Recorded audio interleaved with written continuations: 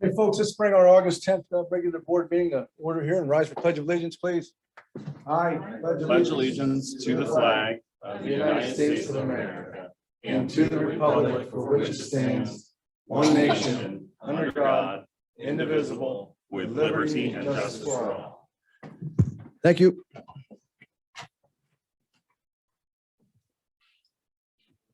I haven't heard a thing. Take a roll call, please.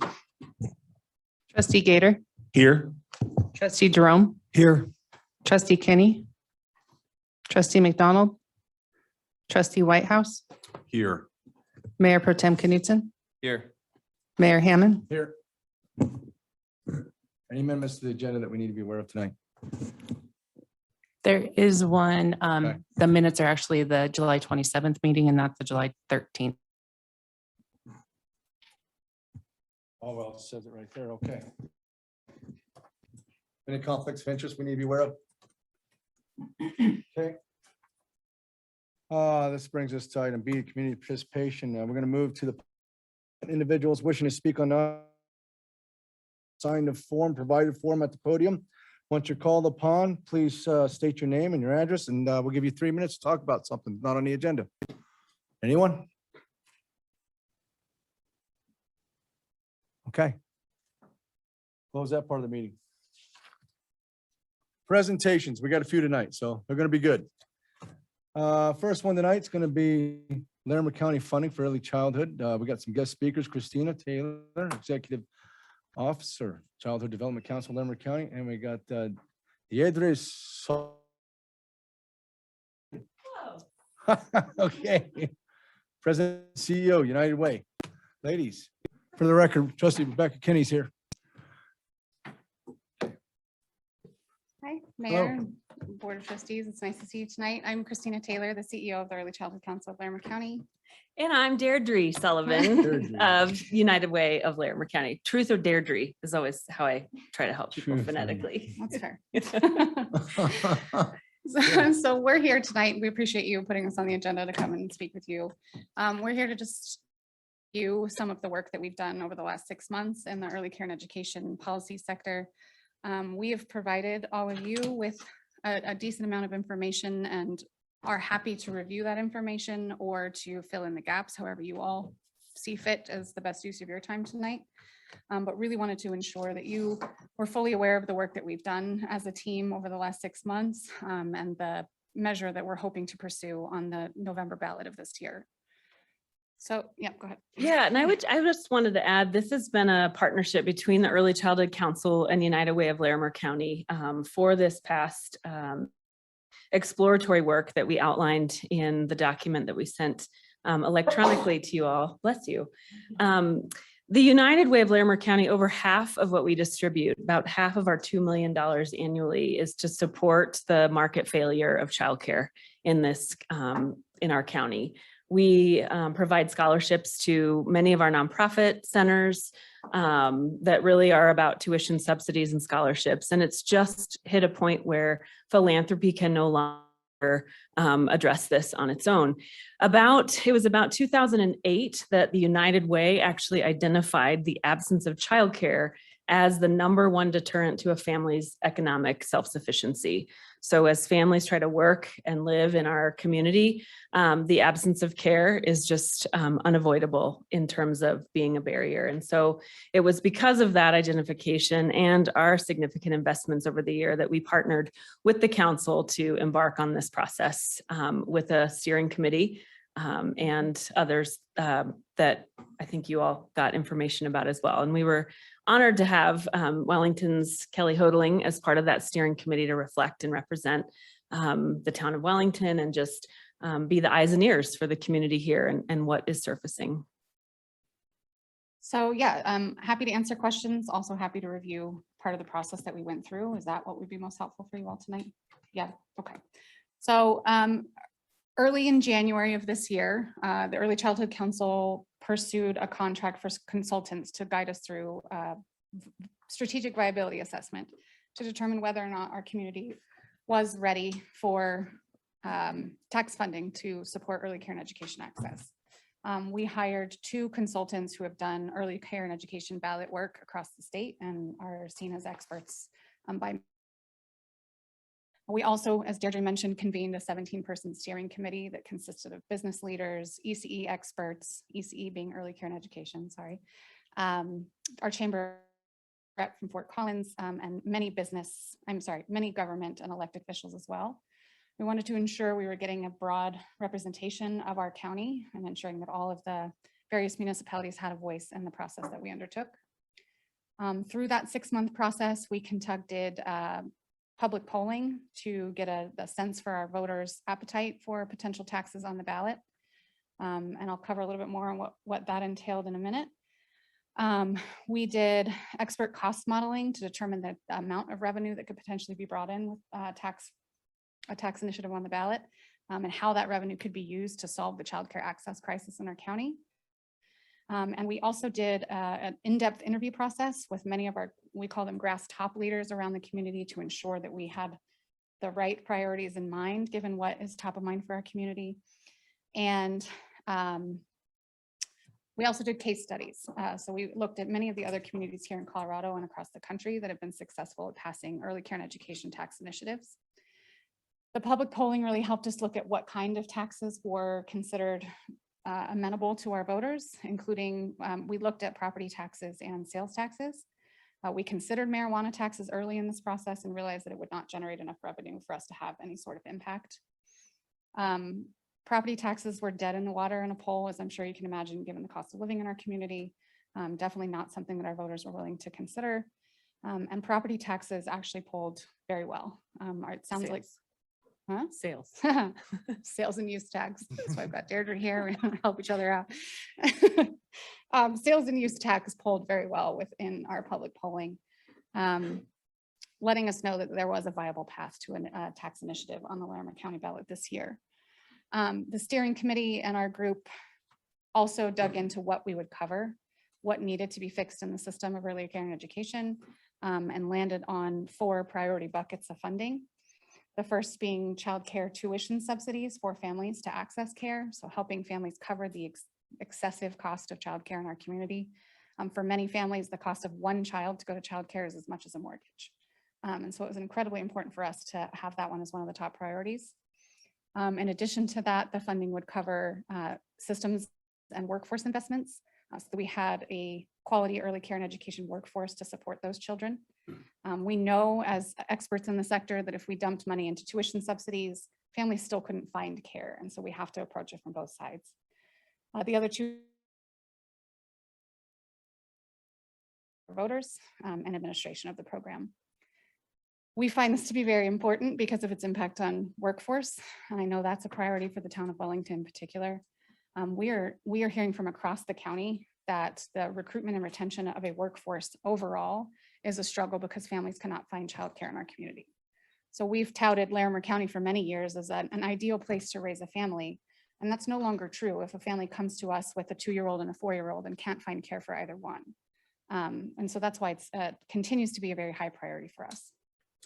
I think I would add that the Early Childhood Council identified this solution in their strategic plan that was to be prior to COVID, and all that we learned and experienced as a community was targeting 2023. But because of the heightened awareness of the role through the Talent 2.0 process that our area chambers had convened, as well as what we saw this past year with families unable to work, that was part of the desire to explore whether we were ready to accelerate this. And so there was a lot of thought and consideration that went into the recommendations that were brought forth to the steering committee about now, next year, 2023. And we analyzed everything from, the ARPA funds that are coming into Larimer County. Could those first be used? Yes. And no one can expand capacity. As a former director of an early childhood program, I can tell you that I couldn't hire teachers or add a classroom unless I knew that there was a sustained source of revenue coming. And so we really looked at all of the issues and areas of focus and need and landed on this November as the recommendation to the commissioners. So the steering committee recommended to our Board of County Commissioners in early July that they refer this measure to the ballot. The measure consists of a 0.25% sales tax on sales and use tax for Larimer County, which would generate approximately $17 million annually to support the early care and education sector. Currently, we invest between $13 and $15 million a year in early care and education access between CCAP, sliding scales, scholarships, Head Start, and preschool programs. So this would more than double our investment. One of the data points that we use pretty frequently is that right now, based on licensed capacity, only 25% of infants and toddlers in Larimer County have access to licensed childcare, and only 65% of ages 3 to 5 have access. That's based on, kids with both parents in the workforce that need early care and education. So it's a huge lift, and we need a huge investment to fix this, what Deirdre likes to call a market failure. I think one thing that's important to point out, particularly for Wellington, is that this proposal will include expansion and opportunity for family childcare homes.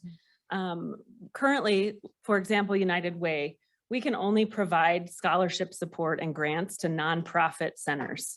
And so people who want to start a family home business, which is a very great income and opportunity for particularly people who might have young children themselves, want to start a business, take a couple of other children, get licensing and support from the council. We can't support them with tuition subsidies because they're not technically a nonprofit. And so part of the solution to this really does include the ability to support those family home childcare providers that have really been left. We need more incentives to get people into that, and this is going to be part of that solution. I think that leaves you all for some questions if you have any. And I just would add, we see this as a two-part process. Tonight is just really to inform you about the process that we undertook for 5 months, who was involved in that, what went into those decisions, just so that you're aware. If and when the commissioners do refer this to the ballot, we would love to come back and ask for a formal resolution of support, but tonight is really just information. That's where I'm just getting ready to get to. Yep. Just FYI. What do you think they're gonna go? I mean, it's gonna go through with the commissioners? We remain hopeful. I think there's still some hesitation, Yeah. and one of those hesitations is to ensure that our municipal partners felt informed and didn't feel like this was something that they would oppose. But the other is just, navigating some of the procedural barriers to make sure we can get it to the ballot. Well, I tell you, we've seen some of these initiatives fail, Right. Unfortunately, so if you want us to make some calls, I'm sure some trustees know some commissioners. We would not discourage against that. Okay. Yeah, I think I will say I appreciate that the commissioners are very cognizant of sales tax and the relationship of municipalities. And I appreciate that. I think that, making sure that they get a nod, that the municipal governments are not going to be opposed or come out against this. We realize the timing of this is such that at this point in time, that's kind of what we're saying. Yes, we would love a formal resolution of support if and when the commissioners refer this, but just knowing that we are going to have a really short window of campaigning. And one of the things that's really interesting for any of you that are political science nerds like I am, one of the reasons that we felt this November was viable is that it's not a campaign about changing people's hearts and minds in Larimer County. This has been an issue, as I said, for decades. And so when the voter polling was done, the messages didn't really move people. It was like, if you support this, you get it, you support it. So knowing that children do better in kindergarten and life, if they have quality experiences in those first 5 years, check. Voters in Larimer County already know that. Knowing that parents don't have a place to go to work if we don't have places for their kids to be, check. And so it really is just a matter of getting people to vote, doing some basic education and awareness, but not needing a full year, 2 years to bring the community along. We have a caring community that really adores children, and I think understands that we've got to do something to address this at a larger scale than what we've been able to do. Board members, anything? Well, from my understanding, I was just confirming this, but goal 2 for the strategic plan for the county includes increased capacity for childcare. So I know that that's included within their strategic plan. So I'm hoping, of course, that this would align and there would be support there, and I would definitely see how we could encourage that. So I do have a quick question though. So if this tuition assistance or would apply to for-profit home daycares, would it also apply to for-profit childcare centers? Okay, so everybody across the board offering childcare. Yep. Okay, that's great. I used to be the chair for the Early Childhood Policy Council. So when my kids were in preschool, my oldest was in preschool. So this is near and dear to my heart. And then I got the opportunity to apply for grants, a lot of grants on behalf of them too. So I got firsthand experience collecting, reviewing centers, specifically those associated with the Colorado preschool program, grading them, essentially making sure that they qualify for and applying for grants on their behalf, and seeing the firsthand data of the importance of early childhood education, specific to Larimer County and specific to students who had multiple risk factors. So it's so important. And then we see this need in Wellington extensively where we don't have enough childcare available. People are looking before they've even had their baby to secure a spot for their kids. So I really appreciate you guys and the work that you're doing right now. So thank you very much. You definitely have my full support. Thank you. Anyone else? Yeah, just to your point of your experience and the lack of care. I have 2 staff members, both of which have 8-week-old babies at home and neither can find care. And they work for the Early Childhood Council of Larimer County, so they couldn't be more connected to the early care and education sector. That's how we know how dire the situation is when it comes to access. Both of them are able to continue working because I allow them to bring their babies to work. But there are a lot of places that don't allow that. And then we would lose 2 incredibly valuable employees. Yeah, and that's given that they already had a great job with Right. supportive. And something else that relates to Wellington about this is with such minimal availability of childcare, when we consider daycare centers in Wellington and maybe concerns for health and fire safety, for example, and requirements of those, when it comes to finding childcare, you unfortunately don't have the privilege of picking the best option. You pick what you can get. So when we ask if they've thoroughly reviewed credentials and safety of their childcare, that might not be an option. They would just have to take what they can get to earn the money to support their family. So that's a sad situation. So, and not that we have any bad childcare providers that I'm saying in any way, but it would be nice if it was competitive and that you choose what's best for your family. So the right childcare provider. I think one of the questions that's come up, and we did address this, what about all the other priorities, housing, transportation? We know that Larimer County is just becoming a community that's unaffordable from a housing perspective. And Christina's story reminded me of I was the director of one of the 2 nonprofit 0 to 5 centers here in Larimer County, and here up in North Fort Collins, and we had a mother drive her child because you can only get tuition scholarship assistance at Teaching Tree, La Familia, Thompson Valley Preschool. That's it. None of which are in Wellington. So Right. just as a note, yeah. Right. And so if you're a family, so this mother would drive her child from Loveland to North Fort Collins, and she worked in Loveland, and then drive back.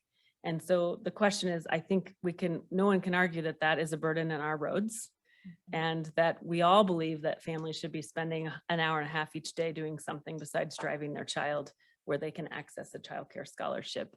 The second piece to that is that it segregates care.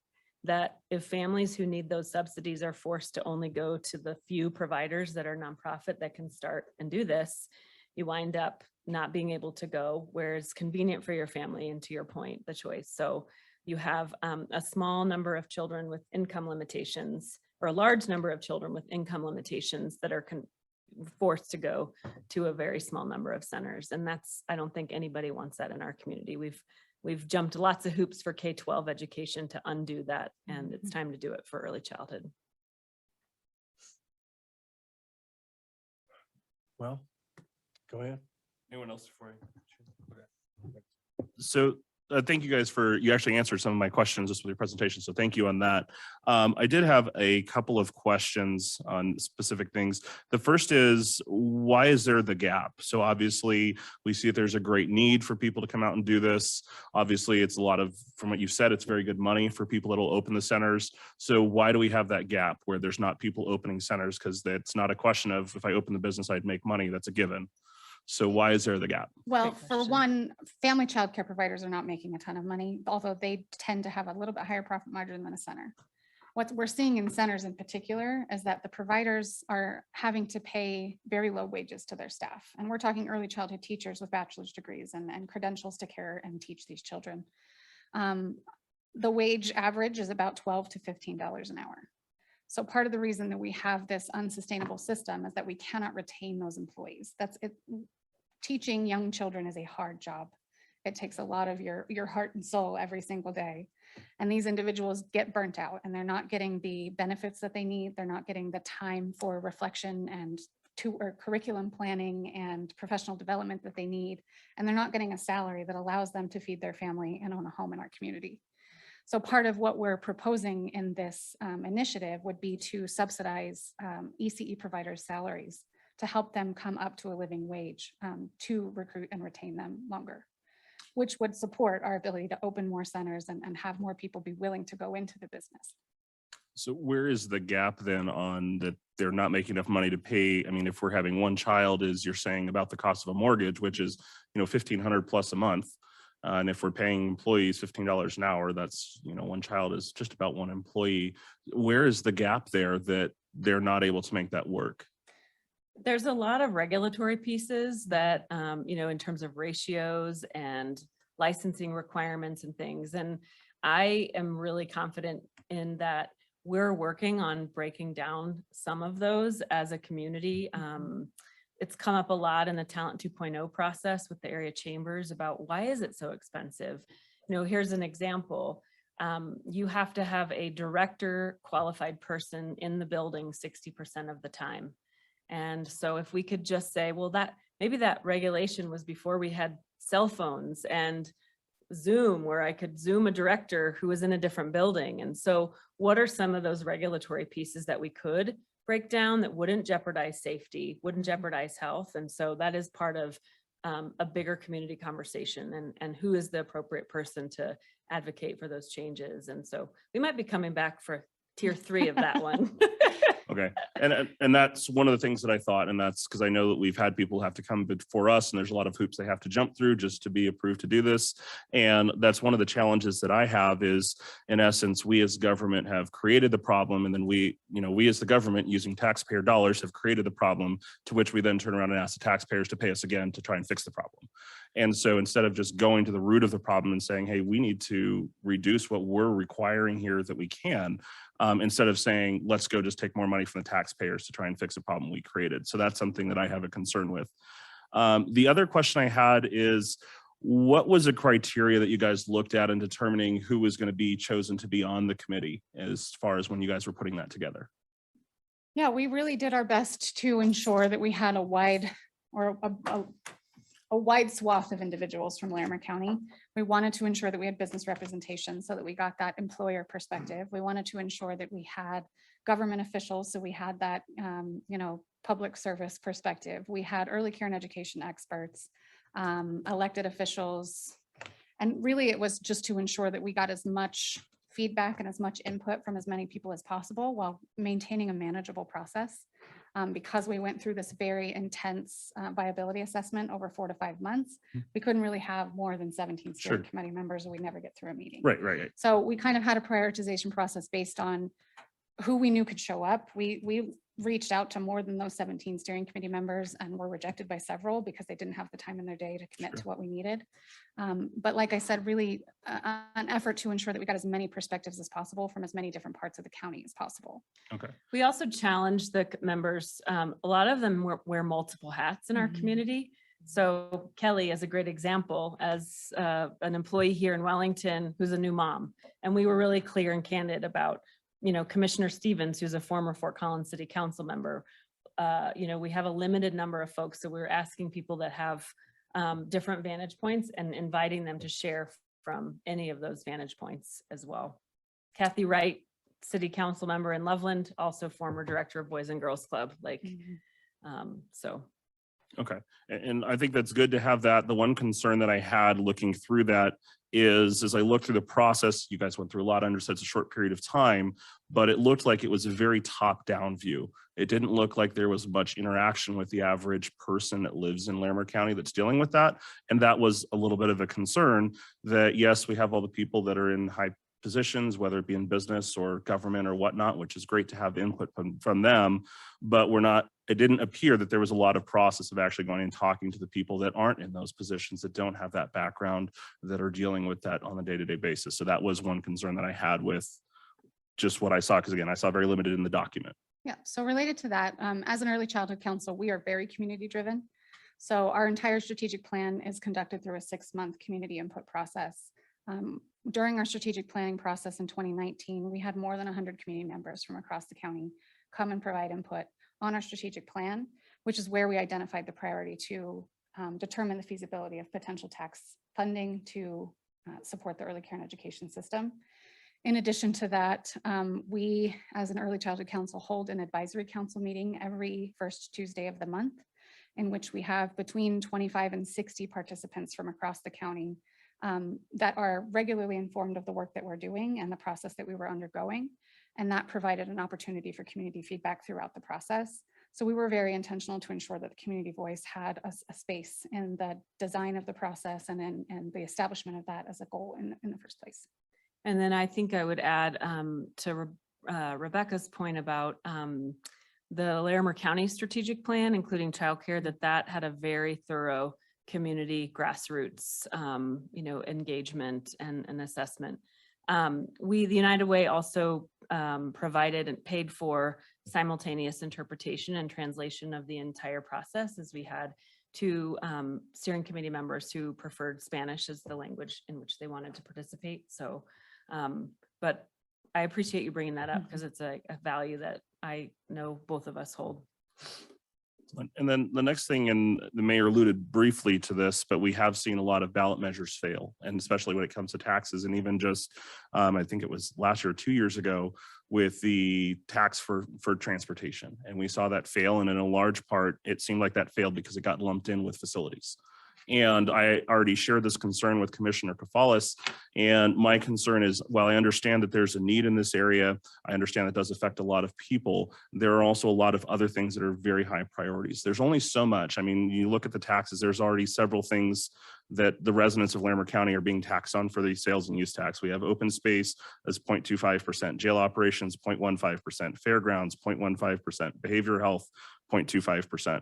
These are things that aren't going to affect a majority of the citizens of Larimer County. And then we go in and we ask them again, say, okay, we want to add another 0.25% sales tax. And then in a year and a half, we try to come back and say, hey, we really need to try and get some stuff for transportation. There comes a point where they're just going to say, stop.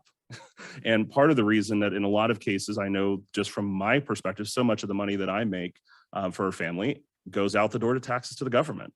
And so in some areas, where I have a good paying job that allows me to be the primary breadwinner in my family, I can only imagine what that's like to families that don't have that good job. If it's that hard for me with a good paying job, when you've got a low paying job and you still have this huge percentage of your funds going out to pay for all these programs that you may or may not even be using, that is a concern as well. That again, we're kind of helping create the problem. People don't have money to pay for childcare. Well, is it because we as a government keep taking their money to put towards other things? And so that's another concern that I would have with this. The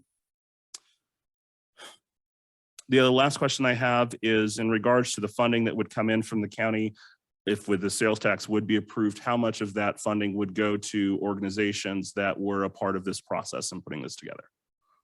The steering committee recommended that 95% of the funding be distributed directly to the community, so a 5% cap on administration. The steering committee recommended that the Early Childhood Council be the administrator of this funding, but I can tell you that has not been settled. So I think that would be something that would be negotiated with the county commissioners after this process. But the intent there is that the vast majority of the funding go directly to the community that needs it.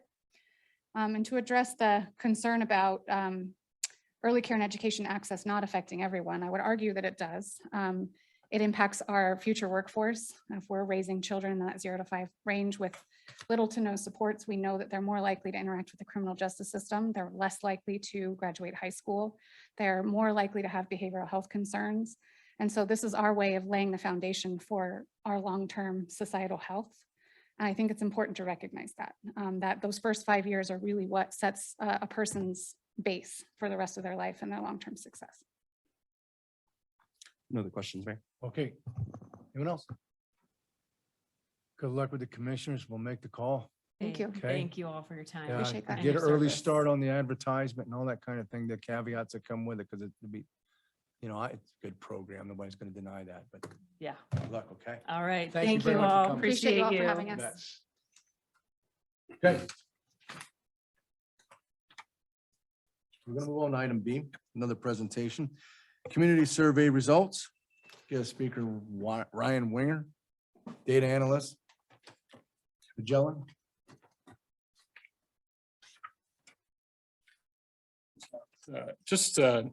As you can see up there, we got the results for a community survey. Just a little bit of background on how this all came about. Some of you may be familiar with our work at Magellan Strategies, been doing work for campaigns and organizations and candidates going back over a decade. We've really, in the last couple of years, just tried to make more of a bigger push into doing this kind of work, community surveys and ballot measure surveys for municipalities and school districts and special districts around the state. And as we were kind of searching for partners and how to figure out how best to market that new avenue that we were trying to break into, we were put in touch with Patty just from some mutual friends of ours. And one thing led to another, and the result is this community survey that we did pro bono for you all. So excited to go through the results. Feel free to stop me at any point with any questions, but I'll also take questions at the end. So let's see.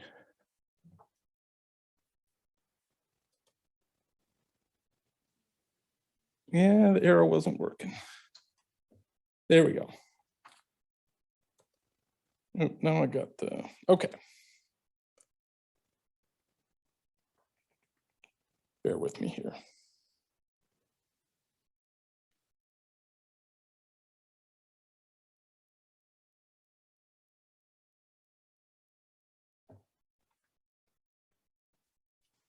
Any ideas here?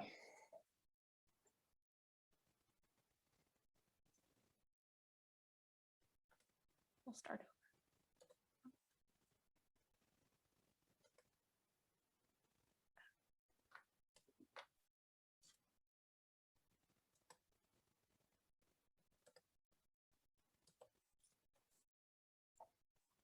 All right, the joys of technology, right? Our survey objectives, this is really a really broad-based community survey. The idea behind it is just to get thoughts and opinions of town services, programs, priorities. What do the residents of Wellington really want when they think about what the town should or should not be doing or accomplishing? And it just the idea is to kind of set some benchmarks for future measurement as well. Just a little bit about how we conducted the survey, right? We between the dates of June 15th and June 30th, we're sending text messages to residents in the town, also making use of the town's website and social media accounts. The idea being to just cast as wide a net as possible, give people a chance to provide their feedback. And so just the numbers behind it here, we have a margin of error of 3.47%. Obviously, when we get down to smaller groups, they'll have a larger margin of error. And it was weighted on gender to be representative of the demographics of the town, because we skewed a little bit more female in the way the responses came in. So we weighted it to match what the town should be.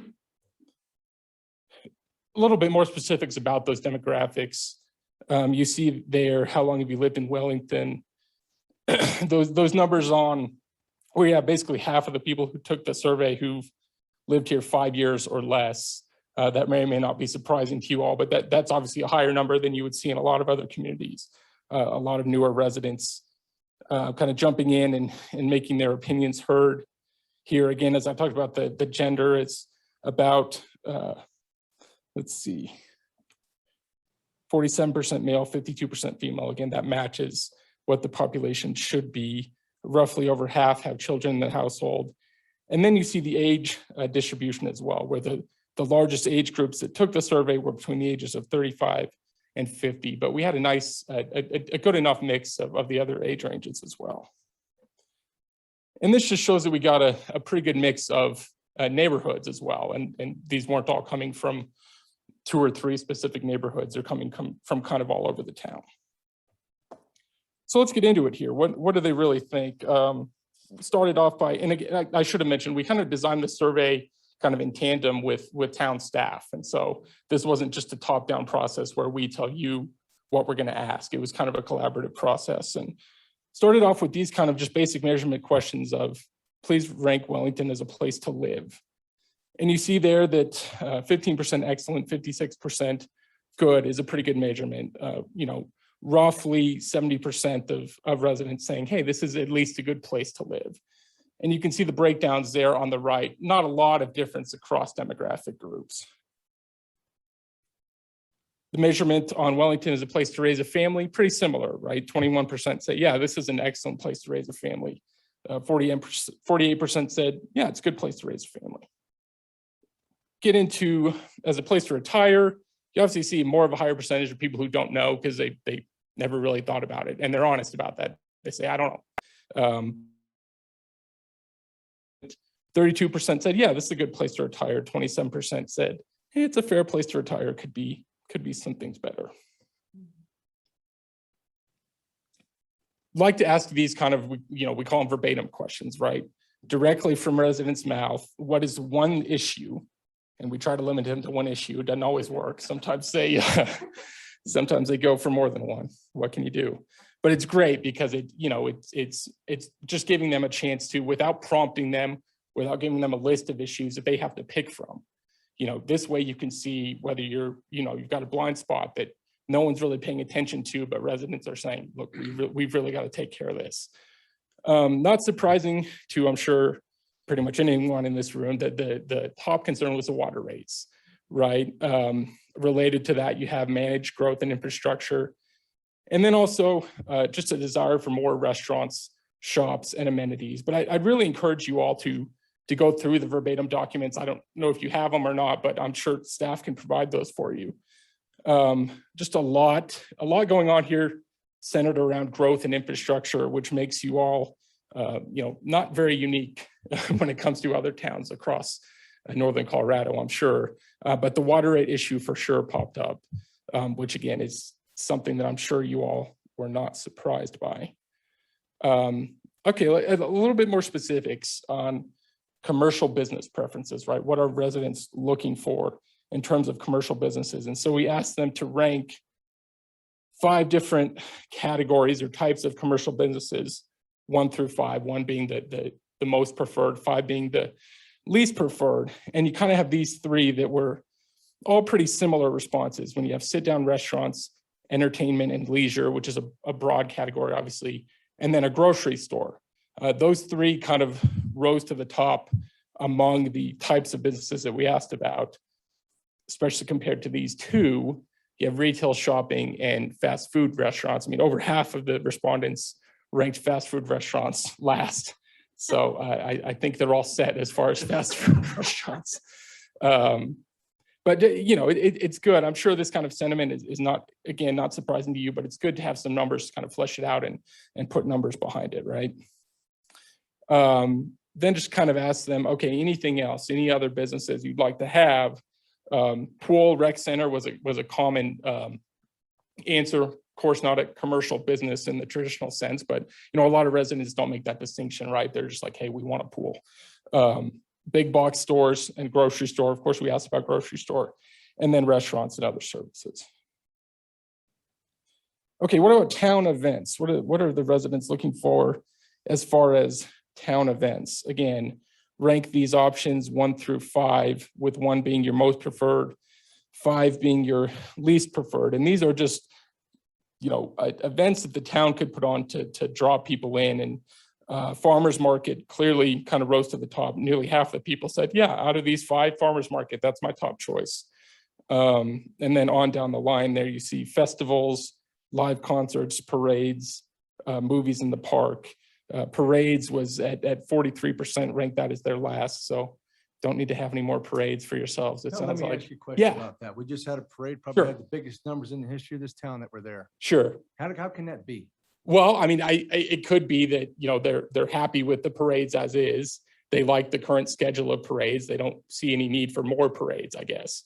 So it doesn't distinguish about that. It just so doesn't say you don't want any more parades. Sure. No, it's ranking them in comparison to It these. doesn't talk about the parades that we have right now. Yeah, Because exactly. if It's they got that just, many people don't like parades right now, we can stop having them. sure, Costs a sure. lot of money.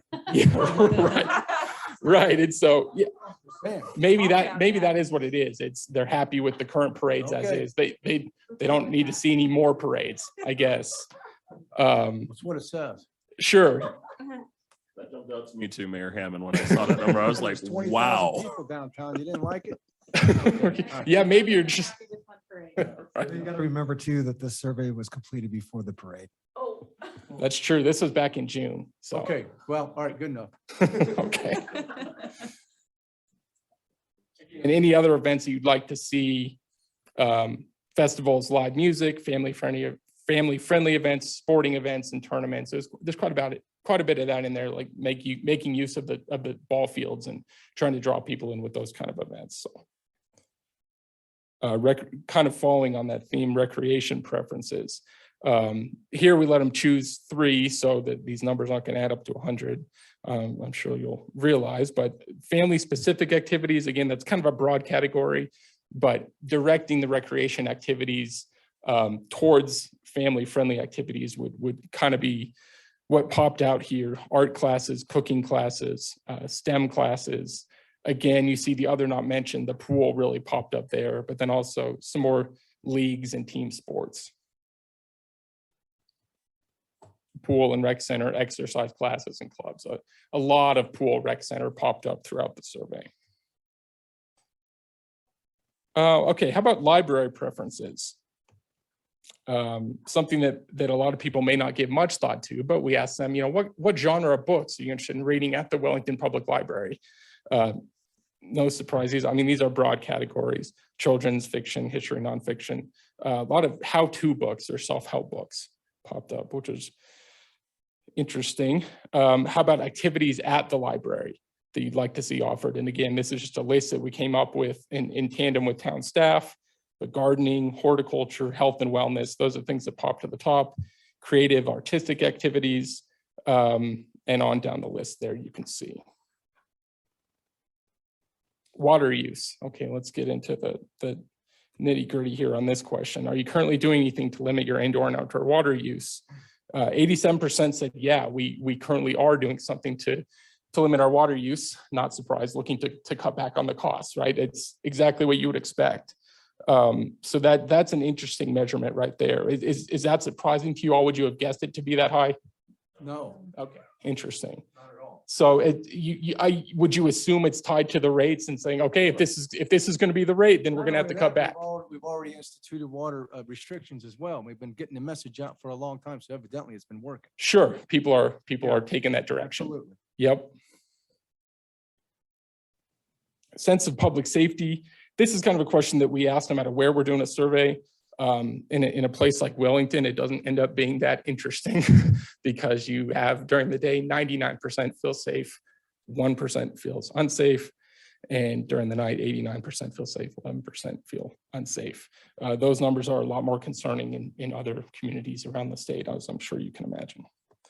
How about asking them, you know, how would you like to get information and how do you stay informed about different things that are going on in the town? This is asking them, which ones do you want to be informed about? You know, sometimes what we see is a lot of people feel like it's information overload coming from the town, right? Like stop telling me about that. Like I get it. I get that there's a parade next Saturday or whatever. But you know, it's really a generational thing, right? Some people really appreciate a large amount of communication because it makes them feel like they're part of the community and they're involved. So nearly 3 out of 4 or over 3 out of 4 want to learn more about recreation opportunities and activities, public safety information. Obviously, that's something that people want to stay informed about. Notifications of town board meetings. Still, 60% say, yeah, I'd like to be informed about what's going on. No surprise. Question here, do you have access to quality high-speed internet in your home? Over 4 out of 5 said yes. Is that a number that kind of is in line with what you would think? High to me, Yeah. but I'm glad to see it. Yeah, sure.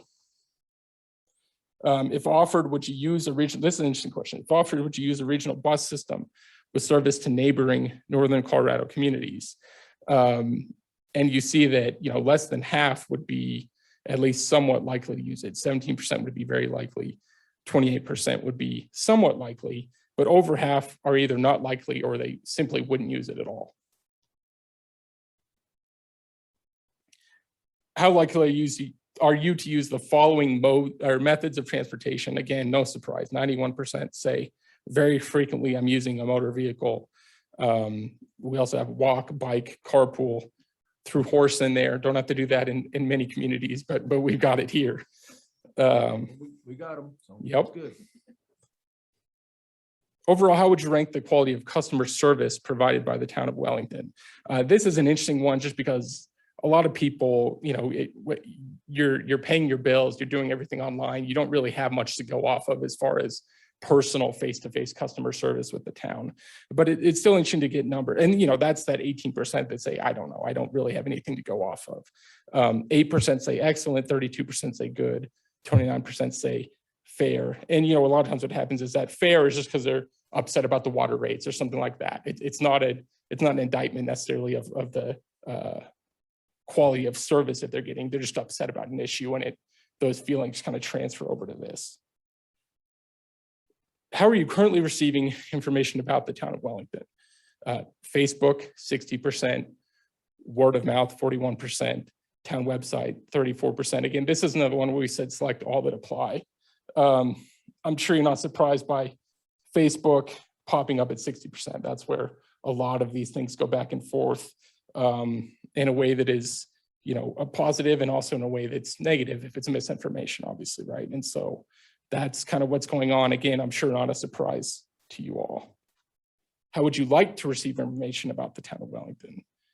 Over half said, yeah, receiving a text, and which, that's the way we conduct this survey. They're like, yeah, I like this. This is, unobtrusive. It's like, oh, hey, a text. Let's see what this is. Let's check this out. People like having information on the town website. Doesn't mean that they're necessarily going to go there daily, but if they have a question, they want to be able to find it on the town website, right? Mail, Facebook popped up there, and email as well. Please rank your level of satisfaction with the taste and odor of your water. This is, again, just the whole issue of water. It popped up as a point of concern here, where only 1/3 are satisfied with the taste and odor of the water.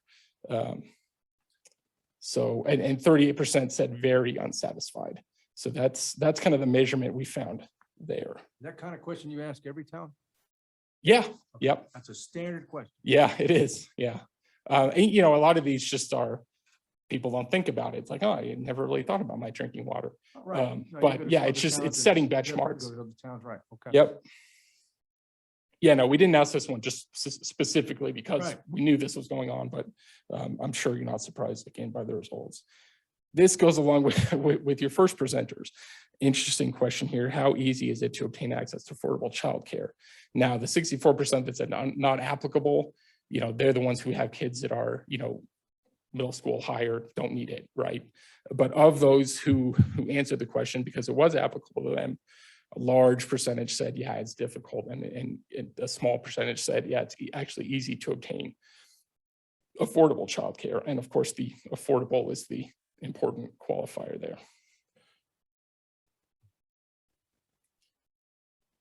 A lot of rankings here of town services. Again, just to your question, Mr. Mayor, this is something that we go through with every town. And a lot of times it's not going to be anything super illuminating, but because again, people don't sit around thinking about a lot of these things. But when you do have issues like the water rates that are clearly top of mind for people, when you ask them to rank the water and sewer services of the town, nearly half of them say poor, right? That shows up right there. Utility billing, the process of billing itself specifically, 34% said fair. That was the largest group, but 33% said good, fine. I mean, it's a concern, but it's not overwhelming. Streets and snow removal, this is an interesting one to ask in the middle of winter and not in June like we did this survey, but you still said 41%, you still see 41% said poor, not happy with the streets and snow removal that's going on. Recreation or the recreation options provided by the town specifically, 3% excellent, 22% said good. Most said fair, and then 23% said poor. Again, we saw this at the beginning. People want to see more options available, whether that means the pool or something else. Parks, a little bit different than recreation when you're asking about parks specifically, but they seem relatively happy with the parks, where 12% said excellent, 43% said good. The police, this is another issue that in certain communities will really come to the forefront. But here we got 19% saying excellent, 36% saying good. And then on down the line from there, where 18% said, I don't know, I don't deal with the police, which I guess is good for them. Just going on to more services here, building inspection. Again, 57% said don't know, haven't had to deal with that lately, so I can't even speak to it. Same with senior services, 78% said don't make use of those, but 10% said fair, 6% said poor. Take that for what it's worth. The library, again, 43% said don't know, but a large percentage said good or fair. They're on the library. Code enforcement, half of them said don't know, not an issue that really comes to mind for them personally. Housing, interesting, specifically as a town service, you never know what people are thinking about when they're answering this question, right? Like what pops into your head when you say, okay, the town of Wellington's town services related to housing? People could be thinking about any number of things, but you see 7% excellent, 32% good, and then 31% said just fair. And then municipal court, again, only 17% of them have anything to say about that. Population growth. This is, again, another one that really is eye-opening in a lot of communities around Colorado, and no different here. Would you rate the population growth of the past 2 years as too slow, right amount, too fast? And you see that 18% said right amount, 78% said too fast, and 48% said much too fast. So nearly half of the residents are saying, let's pump the brakes here a little bit as far as population growth is concerned. Completely the opposite when you ask about retail growth, right? Over the past 2 years in Wellington, 76% said too slow. 38% said much too slow, 38% said somewhat too slow. Basically, it's a complete reversal of the question about population growth. And so while they want to slow down population growth, retail growth, they feel like needs to catch up, I guess, to the growth that's already happened. Do you feel you have an opportunity to be heard or have a say in what happens in the town of Wellington? 50% said sometimes. I mean, this is a funny question to ask at the end of this survey because it's literally what we're doing in the survey, right? So you hope they would at least say sometimes, but you still have the 39% that say never. So I don't know what they think this survey is. Maybe they think y'all aren't going to look at it, but that's the measurement we got there. So just but before I get into these, do y'all have any questions for me about the survey itself or how it came about or how we conducted it? 767 people, is that who responded? Yeah, 737, which is a really, for a town this size, it's a pretty solid number to go off of. Yeah. I mean, I looked through this and then I read every comment that was the verbatim. And I was like, oh, water and pool. So yeah, no, it's nice to get some direct, unvarnished answers. Some of them could not be read publicly here. Sure. But We're honest. Yeah. I'm gonna go jump on that. After going through all this, I didn't learn anything here. We've been entrenched in this in the last 3.5 years and studying these issues. So these questions, they don't surprise me at all, Sure. other than the parade. That's it.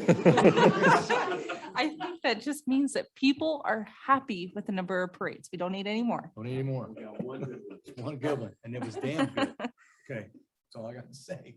If they could trade a parade for lower water rates, I'm sure they would do that. Probably. All right, keep going. So yeah, just final thoughts. A majority of residents rate Wellington as a good or excellent place to live. Right, 71% is a strong measurement, and when you talk about raising a family, it's 69%. Again, that's people are coming here and they are attracted to the amenities, and people are coming here to raise a family. They see this as a good place to raise a family. Those are strong benchmarks. Population growth is clearly a contentious issue. Again, like you said, no surprise. And the water rate issue is obviously very much tied up in that. Like it's all issues around growth. And so many of the current issues that people are talking about can be explained by the speed of growth. And, we asked the last 2 years, you could say the last 10 years, you could put any number you want on it and people would say, yeah, it's been too much. So again, we have that 78% who said it's happened too fast, but the 76% who said retail growth has happened too slow. That whole, holding those two things in tension is something that I don't envy you all as you try to navigate, right? And so the frustration with the speed of growth is seen, when they're asked about the top issue facing the town, and it's water rates, and it's water rates, and it's water rates, right? And then they also had the question about the taste and odor of water, which again, you asked if that's something that we ask everywhere. And yeah, that measurement is not as high as we obviously you typically see or like to see. So there's clearly that desire for the town to play catch up to the population growth by attracting more businesses and restaurants and balancing kind of those two things. So that's where we end up. Any questions? Any questions? Go ahead. So I had a couple of questions. Yeah. And so first off, I really appreciate you guys going through this, and it's helpful. And as you shared, Mayor Hammond, it's not that there was a lot of new information, but I think what is good is, we're sitting here saying, okay, these are the things that we're hearing from people. These are the things that we're seeing as an issue. We're moving forward with that. So it's not so much that we learned something new, it's good verification that we're pushing forward in the right areas, because these are the similar concerns that our citizens are having. I think it's, if we were, not hearing from our citizens that they were concerned about the water, then we should be worried. Or if we were hearing about the water, but we weren't working on it. So this is good just to kind of have, okay, we're moving forward in the right direction. The couple of, and these are more comments, not necessarily questions, and this isn't against you guys. I know on the one with, and this is top of mind because I'm in the process of talking with these members of the community right now about utilizing the bus to transport into Fort Collins. One of the challenges here is that roughly 14%, I think, according to our comprehensive plan, of our population is Hispanic. And that's a portion of our population we're really not reaching much right now. And I actually just had a meeting with them, and one of the primary concerns for them is actually that having that transit into Fort Collins, or that connection there. And unfortunately, because we're in the beginning processes of trying to get them to engage more with the town, that was probably a group that was not well reached with the survey, just simply because they're either not able to connect, they aren't connected currently to the town, they don't know what's going on, they just aren't aware of it. Sure. And so I wanted to just put that into, because obviously as those numbers do say, most wouldn't use it, that may still be true, but just understand there is a portion of our population that might make a larger use of that probably was missing from this study. So just for us to take away. The other thing that I think was of a concern to me was the percentage of people that say they don't have the opportunity to be heard or have a say in what happens here. It was good to see that there's a small percentage that say that they're heard often. We have about half that say sometimes. We have almost 40% of our population that says never. And that is something I think that we really need to be concerned about. And I don't think it's so much of that when they're heard that it needs to be, okay, we always do everything that you like. I think a very good example of this, we've had some members of our staff, that it's not always that when they go down and sit down with citizens that necessarily the change that they want to make happens, but they take the time to work through that with them, to engage with them, to understand where they're coming from, and then to explain the other side of that.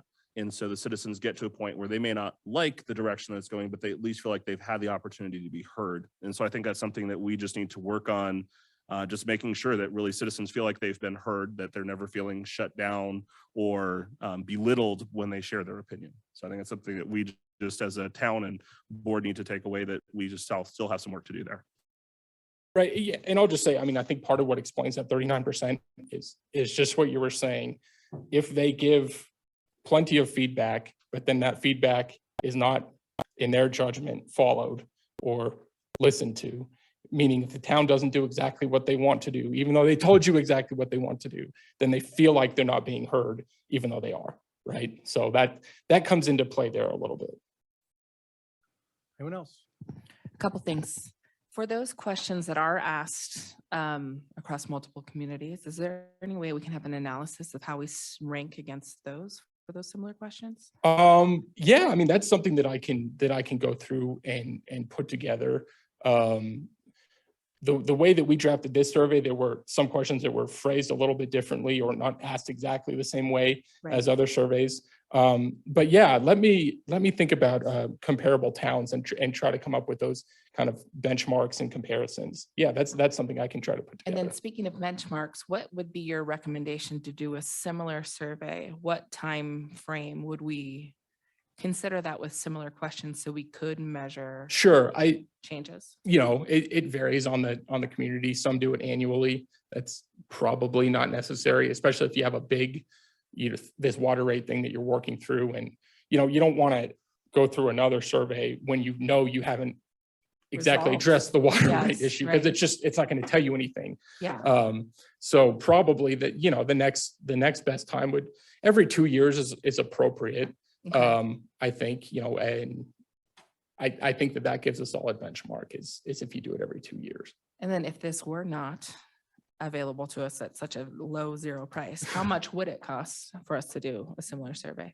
Yeah, so to do a similar survey like this, it would be around $12,000. Okay. But, I'm sure you realize going through here that it's not exactly like there's no chopping block, right? Like some of this stuff, you guys will say, don't need that, don't need to ask that, right? And so that's the way to kind of trim the survey to we kind of pride ourselves on being able to fit any budget, Mhm. right? Obviously, if we're going to go into more outreach into certain communities, like you were saying, that increases the cost of a survey. But 12,000 is kind of a good number to start with. And was the survey available in multiple languages? This one, since we were doing it pro bono, Right. it was not. Okay. Typically, it would be. Okay. Yeah. Just opportunities for the future. Yeah, but And what good to know for budgeting. what for- we found in places with much higher percentages of second language speakers in the home is that hardly anyone takes the survey in Spanish. It's not that we don't get Hispanic interviews, but they take the survey in English. And so there's kind of that divide there where if someone is, strictly speaking Spanish in the home, for whatever reason, they're just not, even if we make the survey available to them in Spanish, it's a real challenge to get those completed interviews. For our text notifications that we do from the town, do we offer those as opt-in and multiple language options? My guess is no, but we'll follow up on that and I will let you all know. Okay, if that's a primary way people are hearing about things or prefer to, that might be something to consider. Thank you very much. This is very valuable Sure. to what we're doing. I appreciate it so much that this was offered to us. Thank you.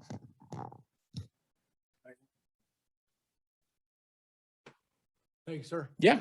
Appreciate the information. Staff knows how to get a hold of me if you guys have any follow-ups. I really Here appreciate to you help. taking the time and giving us the survey here that, on, pro bono like that. Yeah. Nice. So, Happy to help. And again, as Tim was saying, go through the verbatims.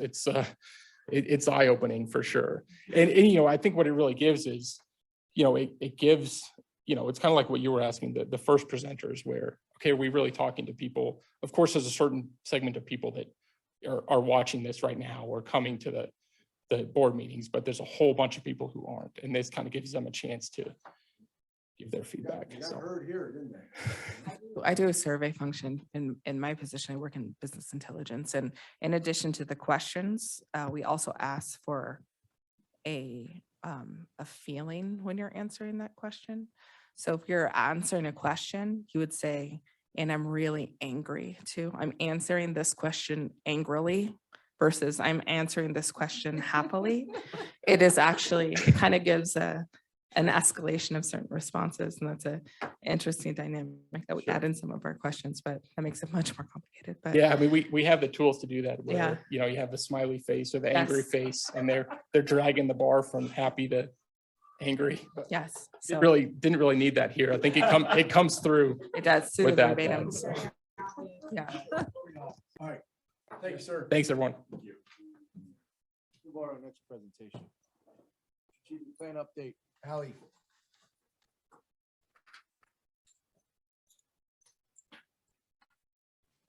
Switch on over here real quick.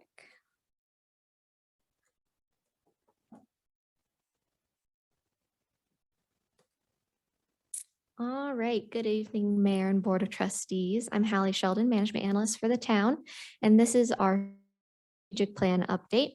As a reminder, the strategic plan is a guiding document that town staff has used, provided from the Board of Trustees as projects and topics that they hope to address in the next 2 years, and it helps us prioritize what we work on to make sure we're aligning with those goals that we just saw in those survey results.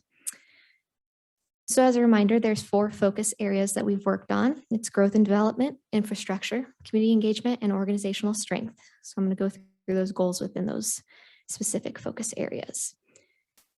So that first goal of balanced and resilient revenues, a wonderful, exciting opportunity is that American Rescue Plan Act money that will be funneled down to us in a total of $2.6 million.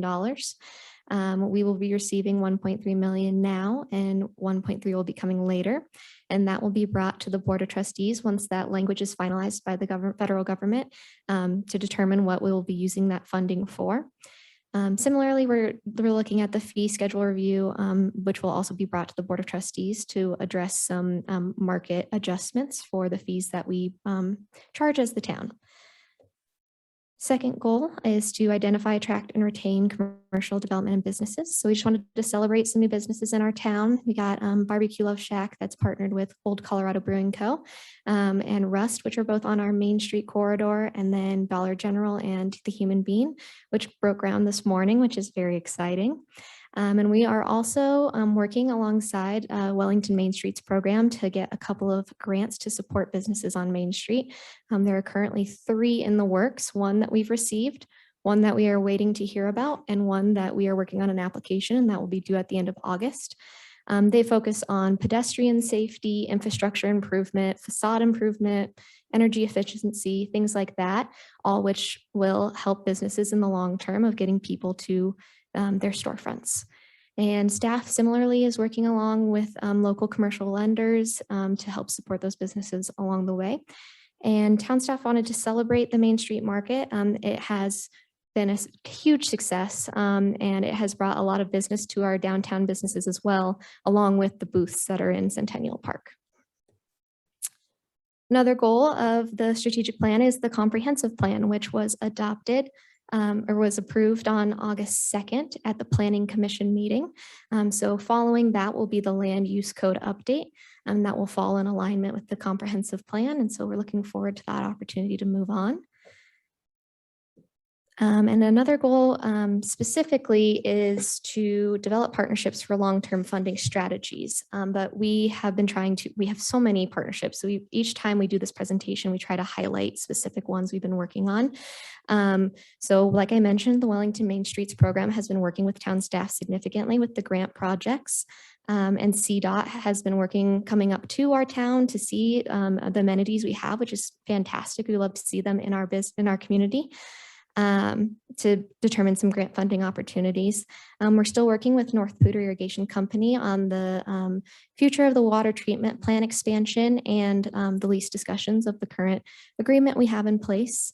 A new opportunity this season is a partnership with Northern Water, and they're going to provide us a lot of water conservation opportunities.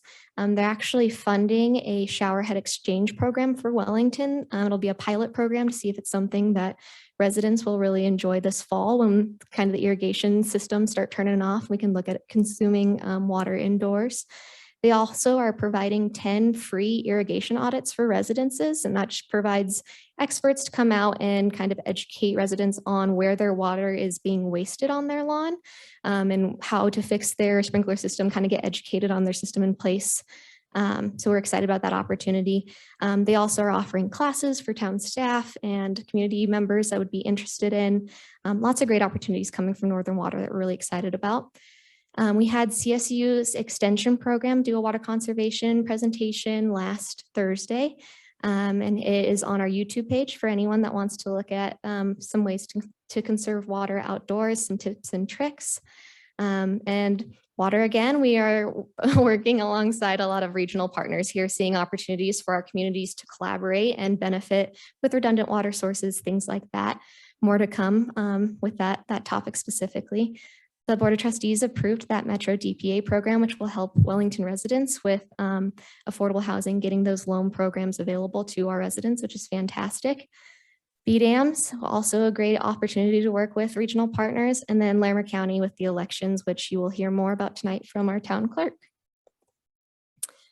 That second goal is that infrastructure goal.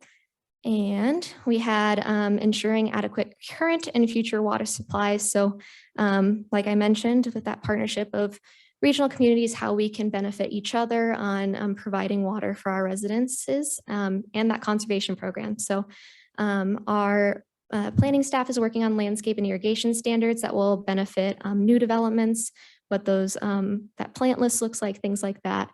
I mentioned the Northern Water Partnership and the CSU extension presentation. Getting those regional partners in to educate our residents is super important so that they can be proactive themselves.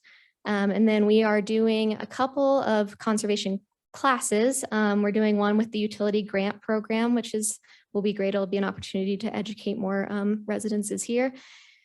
And the library is going to be doing a youth program. We're going to have DJ, our superintendent at the water treatment plant, has built a mini model of the water treatment plant. It's really cool. And so we're going to bring that to the library on August 28th and kind of teach kiddos on how the water system works, how the water gets to our reservoir, what it looks like when we treat it, things like that, and then have the opportunity for them to build their own filter. So it's an opportunity to see how much goes into getting water to turn on your faucet. And then also we have our ongoing advanced metering replacements. And that's just an opportunity to get some better systems in place for our residences moving forward. Another goal is to plan and develop purposeful facilities. So that future town hall, that's not the Harrison House. This is the down the road town hall that we received DOLA funding for to determine site selection. Town staff will be coming to you in September with kind of more information about the sites that have been analyzed and how the analysis has been going, what we've been contributing to that rubric, things like that. And we did do the analysis for Library Park, which was given by the direction of the Board of Trustees in January. So we'll be able to compare kind of apples to apples of different opportunities for that future building. Another goal is to create opportunities for transportation and stormwater management improvement. Once again, celebrating some grant opportunities to improve infrastructure down our Main Street corridor. We also just hired our consultant for the Stormwater Master Plan, and they had their kickoff meeting. So there will be more to come for that. It's a very exciting opportunity. That next focus area is community engagement. So overall, significant increase in social media presence. As you can see from the survey results, a lot of our residents get their information from social media.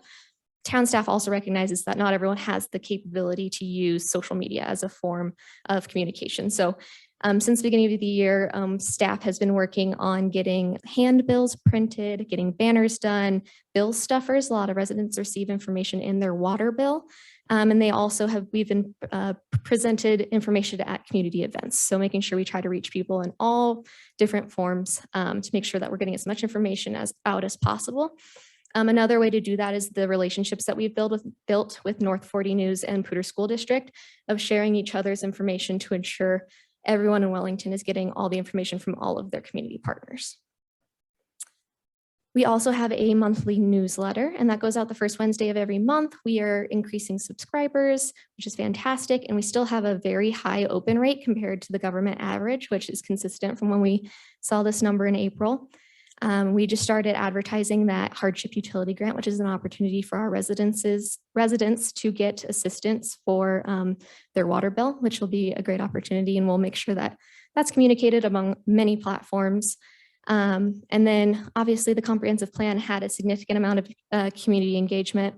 There's an online engagement portion, in person, one-on-one staff with residents and stakeholder groups as well. Another goal we had was the improve access to local government. So this is a newer thing in process, is translation software that is available on our website. So when you go to the home page, there's an opportunity to translate into any language in the bottom right corner. And then we are also increasing the translated graphics and social media posts on our Facebook, on our Instagram, things like that. Town staff's also working on building a reports page for the upcoming big water treatment plant, wastewater treatment plant reports that are coming with those big projects that on everyone's mind. So we're looking forward to that transparency as well. Last goal is that organizational strength. So just focusing on some training that staff has been doing. All staff was required to attend cybersecurity training to make sure that town information is staying secure and how not to get tab nabbed. That's the word I learned, or phishing scams, things like that. So just opportunities for us to be more secure with the information that we have on our computers. There's also a workers' compensation claim, making sure we're following the right processes for our staff. If something was to happen, we go to the right place, the right time, make sure our insurance kicks in, things like that. And then we are currently reviewing our personnel guidelines, which hopefully will be something that we kind of focus on in the second part of the year. And with that, I offer up any questions. Any questions on the side? Anyone on the side? Yeah, no, overall, it's really good, and not specific questions, but just a thank you to staff for executing on all the things that we've asked you to focus on.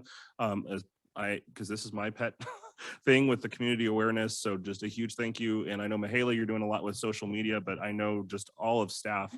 I am constantly getting comments from members of the community about interactions they've had with staff and how positive that has been. So just a huge thank you to staff, because I know that's something I have talked about over and over again, is that making sure we're approachable and people feel like they can come to us and talk to us. And so you're doing a fantastic job. Please keep it up. Thank you, Hallie. Best job we've seen so far. Thank you. Okay. Oh, we got a library update.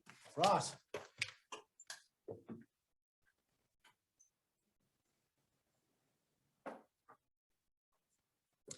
Good evening. I am Ross Lagenese with the quarterly library update. Just really quick, I just want to go off. I wrote everything down, but that survey.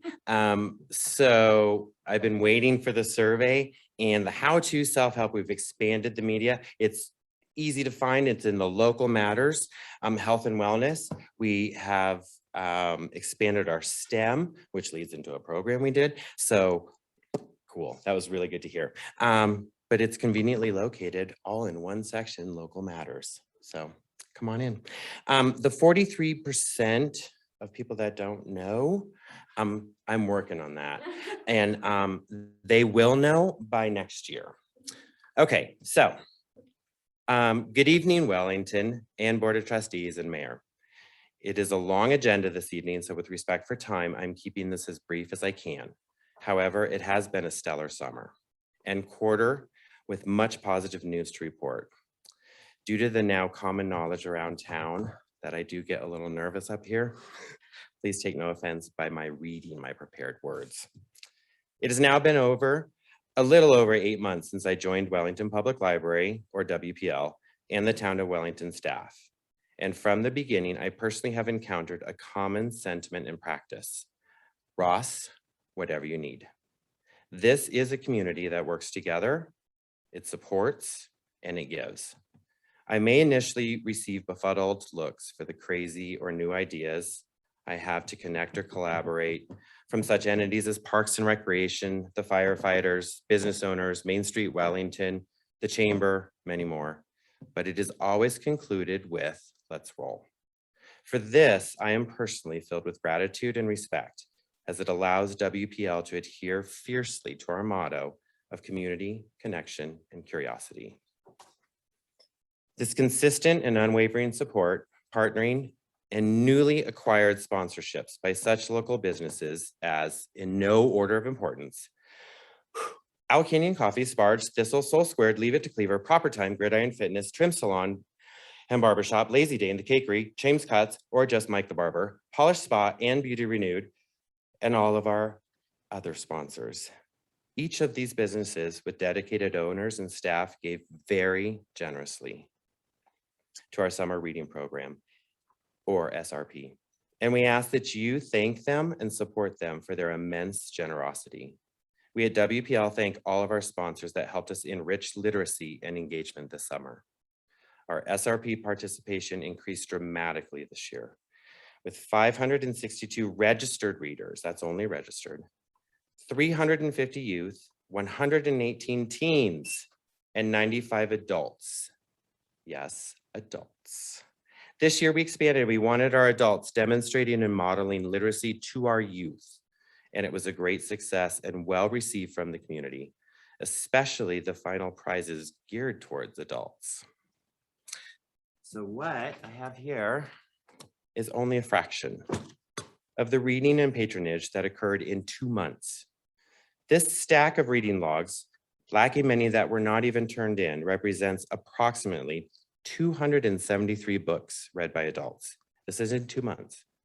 485 hours of reading by teens, and a whopping 1,520 hours by our youth, reading over the summer, listening to stories, exploring, learning about new cultures, and chasing curiosity. This is both youth and adults. Congratulations, Wellington, as this is an achievement to take extreme pride in, and we at WPL are overwhelmed with respect, appreciation, and thankfulness. I don't want to cry, but it was really cool. I know that teachers or returning students will recognize the maintaining and probable increase of literacy standards over the summer due to this program. Our SRP Appreciation Events, Once Upon a Field Day, Thank You Parks and Rec, Owl Canyon, Gridiron Fitness, Kona Ice. Are we seeing a theme? We all work together. The Raptor Program and the Foam Party, thank you Lazy Dane and the Wellington Fire Department. We had such large participation numbers that we actually had to be mindful of occupancy limits. And this is a new occurrence that I am thrilled we've encountered and in moving forward. There was a trustee at one of them and I made sure to take their picture in case I got in trouble for occupancy. So this is a great challenge to face. These events could not have been as successful and organized without our faithful volunteers and patrons. However, this evening, I would really like to recognize our youth, like Vin, Drew, Jackson, Alice, Claire, Roxy, Aaliyah, Kylie, my own children, many others that consistently show up with eagerness and excitement to help create and manage these tremendous moments at WPL. Thank you. They work and they love doing it. These younger members of our community are currently engaged in the creation of a pilot journalism program, the Wellington Broadcasting Corporation, or WBC, as we speak. Solely supported, that's it, by WPL and the generous engagement of local businesses and nonprofits, this program will be entirely developed, designed, coordinated, and managed by youth, and their voice, their narrative, and their perspective. There are writers, photographers, readers, editors, artists, and reporters. So when they launch and they contact you about a local story or an event or wanting to interview one of you, please participate and support their engagement and connection to the community they live and care about. Finally, our summer wrap-up cannot exclude the robotics demo and event. WPL partnered with the robotics teams from Liberty Common High School and the CSU Engineering Department to bring STEM to WPL. That was in our survey. We did it. In a hands-on and tactile experience, and we could not be more thrilled by the reception of all ages and continued interest in more. The event demonstrated a full pathway from youth to the university age in regard to robotics, engineering, 3D print creativity, problem-solving methods, and yes, BattleBots. The word is continuing to spread that WPL supports and encourages excitement, curiosity, screams of delight, and engaged noise. There is no shushing in the library when kids are engaged. And we all had that at the robotics event. We deeply thank Mrs. Lannon, the amazing and engaging high schoolers that shared their original award-winning robots that they built. And of course, even let our youth drive the bots to attack one another. Steve, James, Shahab, and Ali with the CSU Engineering Department and the CSU ambassadors, Ananya and Michelle. This event sparked so much curiosity and interest. We are currently, and continuing to work alongside CSU in creating a field trip to the CSU campus, hoping to get the CSU Ram bus here to explore even more labs and opportunities within engineering. From these shared examples of successful engagement and access, I believe you can now conclude in this quarterly update, all WPL numbers have increased. New patrons increased. Patronage increased. Circulation increased. Access for all increased. And event participation, it's increased. The WPL staff have been very busy this quarter, as much happens behind the scenes, and we could not be happier with the results. The next time you are in the library, I do ask you to please share thanks to all of the staff for their diligent work and the service to the community. Currently, as we inquire and respond to the community's needs as efficiently as possible, we are working on technology initiatives at county, state, and federal levels that can bring improved access to our residents and patrons. This could include expanded broadband, e-readers, tablets, and other technology to connect our patrons to accessible and user-friendly platforms. We are collaborating currently with Meridian Trust Federal Credit Union in developing and providing access to financial wellness classes and programs at WPL.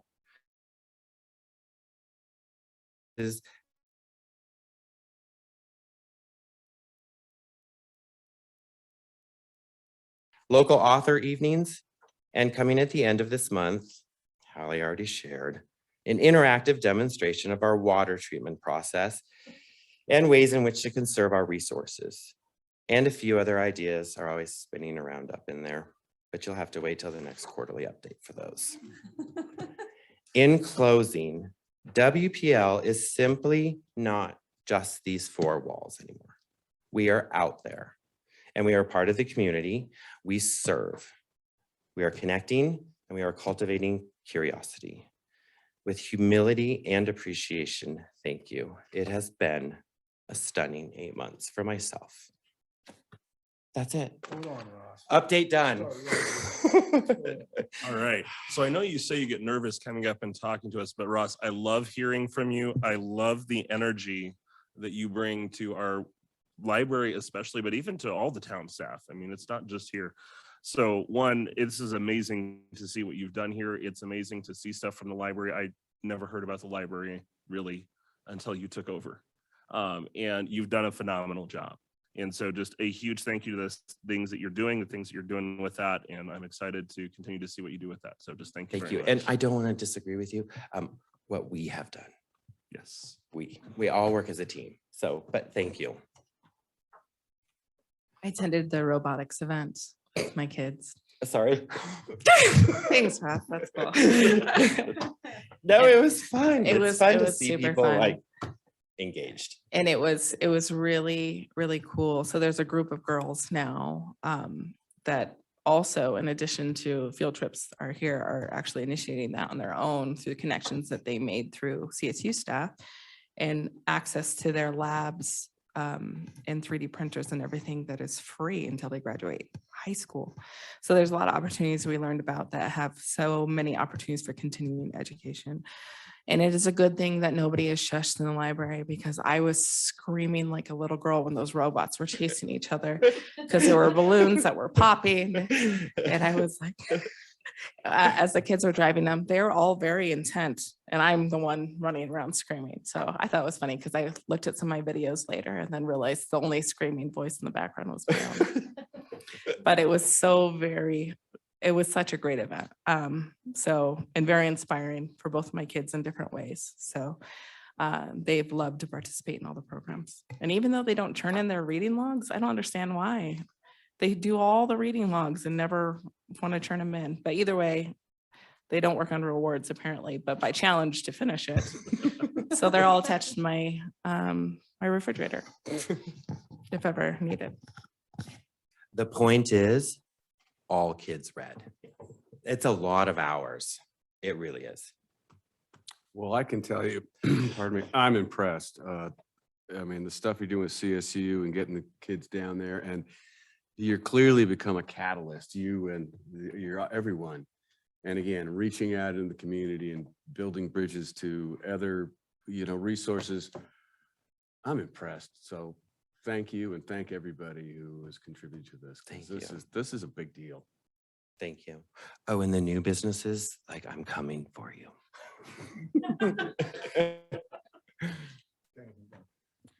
I just want to say that I brought my son to the Raptor seminar and he hasn't stopped talking about hawks or owls or anything since. So he learned a lot. I'm very impressed, as the rest of the trustees have expressed, with the level of engagement that you have created through the programs that you've started.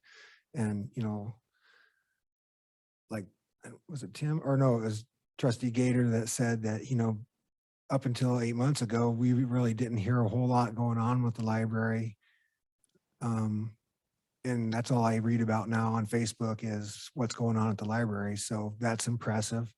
And I know that you've had a ton of numbers. So thank you and your staff again for all you're doing, and keep it up. I look forward to see what the next 8 months will bring us, or what you'll bring to us in the next 8 months. It's coming. Thanks, Thank Ross. you. I appreciate you. that. Thank you. No. Good job. I can't wait to hear for the next quarterly report. Okay, great. Thank you. So I mean, no disrespect, but is it okay if I have to prepare for a meeting early in Real the morning? quick, Ross, Yeah. thank you for everything you've done. You made a lot of impact. We recently just had the Lieutenant Governor's office up here and they brought you up as well. Okay, so they had a lot of accolades to say about you. So you must have made an impression. Oh yeah, they told me all about it. I think you're pulling my No, leg. and you're the, and you know what? You're the only. There may be another No, parade if You're this the is only true. one they brought up. You're the only one they brought up. Wait, can you repeat that? So, Okay, well, no, they we know can they talk brought it later. up. You Okay. must have really helped them out. They needed help with their services and you gave them the town, you opened up the town doors to them and gave them what they needed. And they brought that up to me, Lieutenant Governor. Well, Okay. Okay. We are here for access for all. Thank you. Thank you. Okay. We got another report. Quarterly Parks and Rec. Dean, is he in tonight? He'll be Zoom. Zoomer? Yep. You all hear me?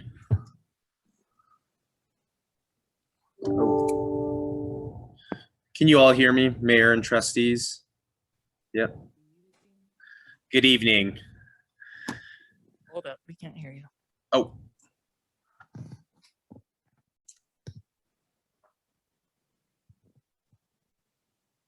Can you hear me now? No?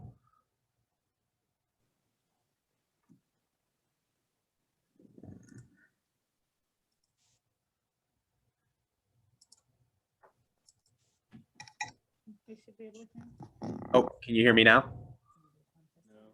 Nothing. Is your volume?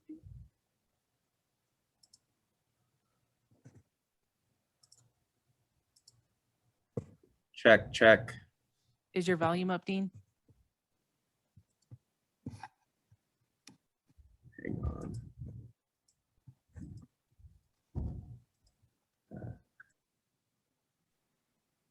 Give me one moment.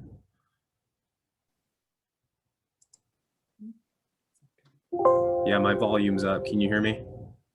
Check, check. We haven't had to use Zoom much lately.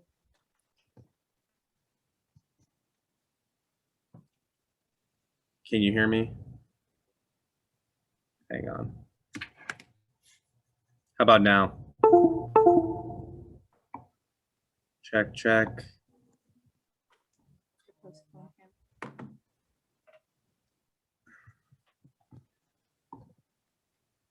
Check, check.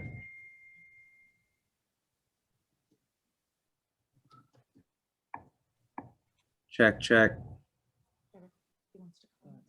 Should we move on and then let him get on? If it comes on, we'll just switch gears or what? We can postpone him to our next Let's go meeting. ahead and do that. Okay. Okay, thank you, Dean. All right. Move on to consent agenda. The corrected consent agenda, July 27th. Is there anything that we need to talk about in there? Has anybody gone through or we bring any issues up? If not, I'll take a motion to approve it. Can I ask one question? Yeah. So the agenda is correct, but the date is incorrect. Is the draft that we're approving is the correct draft? That's the way I understand That's it. correct. It's Okay, the thank you. July 27th minutes. So if there's no questions or concerns, take a motion to approve. I make a motion, we approve the minutes from the July 27th regular Board of Trustees meeting from 2021. Second. Trustee Gator, Yes. trustee Jerome, Yes. trustee Kenny, Yes. trustee McDonald, Yes. trustee Whitehouse, Yes. Mayor Pro Tem Knutson, Abstain. Mayor Hammond. Yes. Okay, action items. D1, it's resolution number 23-2021. This is a resolution authorizing the participation in the 2021 coordinated election and approving the integral government agreement for 2021 coordinated election between the town of Wellington and Larimer County. This is going to be a presentation by Crystal, town clerk. Thank you, Mayor and trustees. Crystal Eicher, Town Clerk. So resolution number 2023 is regarding the election, special election that we're going to be conducting in November of 2021. This resolution actually is kind of two parts. So it's taken the formal action for the town of Wellington to participate in the coordinated election, as well as approving the IGA with Larimer County. And the approximate cost for the election, which also is dependent on the other participating entities and the actual election cost, is going to be between $4,500 and $13,000. Like I said, we won't know those actual costs until the election is over with. I take any questions that you guys would have. Any questions on this side for this coordinated election? John? Anyone? Okay. I briefly polled some community groups that I'm in regarding the election and their thoughts on having separate ballots for our local Wellington items, separate of those from the county or school district. And they were very confused with the concept that they could or would be separated. They said that that would be extremely confusing to voters. And then I did mention also separate voting polling places potentially too. And they said that that would be grossly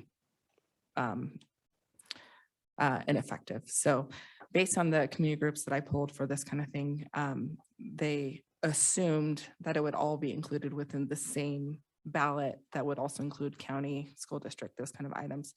The fact that it wouldn't or couldn't was not really an option for them. So that was kind of the feedback I've gotten from groups I've talked to about this item.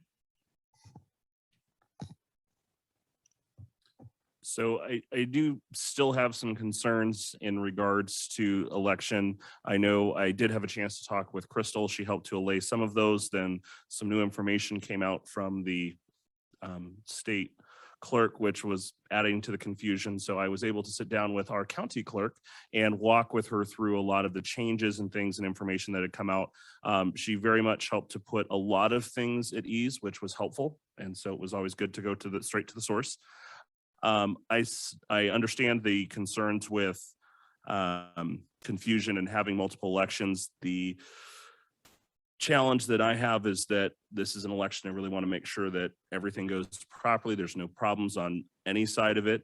And the challenge that I still am having difficulty with is that if there was for some reason something that happened that didn't seem appropriate or wasn't appropriate, and there was a need to have a recount, instead of just recounting our own election, we would actually have to pay to redo the entire election for the whole county. So it leaves a lot of things out of our hands that I personally would prefer that we actually retain the ability to go in and address those specifically if need be. So that's the concern I have about with going to the IGA, as well as the just unknowns on what exactly the cost will be. We have some outlines of what it could be, and hopefully it'll stay within that, but we don't know that for sure. So it's kind of writing a blank check for some level. So if someone protests this election and we need to go back and recount the votes, is that an issue? I believe if somebody wants a recount of the election, they have to pay for that themselves. Oh. Okay. Yeah, and I did get clarification from the county clerk on that. So for example, something was brought up and Wellington felt that there was something wrong that wouldn't happen. We need to have a recount. Not only would we have to pay to recount our ballots, we would have to pay to recount every ballot in the county. And so it's not just simply we pay to recount the 7,000 voters that we have here. We pay to do however many thousand voters voted for the entire county. And so it's a big difference in the cost there. I guess I have a question about that. Since our 2 ballot issues are unique to the town of Wellington, none of the other communities in the county have similar issues. I don't understand why you would recount an entire county worth of ballots when the only ballots that are valid or should be voting on the issue is Wellington. So that doesn't really make a whole lot of sense. So yeah, I'll let Crystal, I guess, try to answer that better if you want, but that has to do with how the ballots are collected and everything. They're not packaged like all Wellingtons together. Oh, okay. And so that's like the super high level. So basically they can't just take out the Wellington ballots. and Gotcha. pull Oh, those. it's They're probably all- because the yeah. mail-in, they have to Yep. keep them. Gotcha. Okay. Well, I have a question. I mean, you suggested that the town itself would have an issue. I guess I'm trying to figure out what, do you have in mind a specific example of what kind of issue you think could cause this to happen? I mean, it sounds like you have something specific that, I don't know that there will be a specific one. I hope that there aren't. From talking to our county clerk, it sounds like she's got a pretty good handle on things, runs a clean election. So hopefully there would be no issues with that.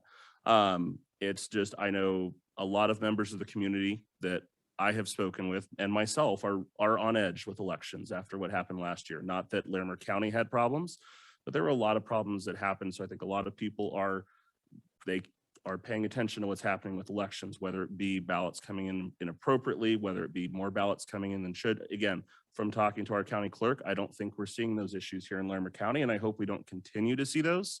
But we are seeing probably, from my opinion, one of the biggest issues being put on the ballot this November that this town has had to vote on. So that's my perspective. I mean, I've done some research. I've looked around. I've tried to find any verifiable issues. There's a list going back to 2005 of, I think there's like 11 instances of they've found some sort of irregularities. I mean, I recognize this after the last election and all this misinformation. I mean, Colorado's been doing this for 2013. We're the gold standard for mail-in ballots. We just didn't start doing this yesterday. I find these comments actually somewhat puzzling, but I don't believe there are any issues here in the county that I've seen, and I've done some looking, and I guess, you know, my view is going for a consolidated election, which shares or lowers the cost potentially, you know, that unless there's somehow recount and not having to rent the equipment and certify it and do all that. I just think I think if we have 2 separate elections, I think it's not, I don't think we're going to get the engagement, is my opinion. So from what I've researched. I'm highly confident in the capability of the coordinated election. I have no concerns when it comes to those kind of items as well. One other question. So if there's a protest, is the town of Wellington pay it for or the protesting party? It would be the protesting party. Ah, okay. Anything else? No, let's open it up to the public for a little bit. Public comment on marijuana and the vote? Is that actually the subject matter or is it? No, we're not talking about marijuana this evening. We're just talking about a coordinated election and an IGA for a coordinated election. So that's going to be one of our ballot items. Fair enough. I missed. Just for clarification. About the coordinated election. My hat's off to y'all for doing this. I couldn't do this job. In a recent power grab, Colorado Secretary of State. We get your name Yes. first for the record. Thanks. Janice Burns. She enacted an emergency rule to ban third-party audits of our elections. My concern is if there was no fraud, what is she trying to hide? She's also proposing unprecedented sweeping new rules under her emergency ruling that would significantly jeopardize election security at the state and county levels even more and increase one-party control. In the 2020 election, I witnessed like never before major enthusiasm among people to vote, some who had never voted before. But then we witnessed massive election fraud in our nation, in our state, and possibly in our county too. When that happened, I heard many citizens say they would never bother to vote again because their vote obviously didn't matter. And that is a tragedy.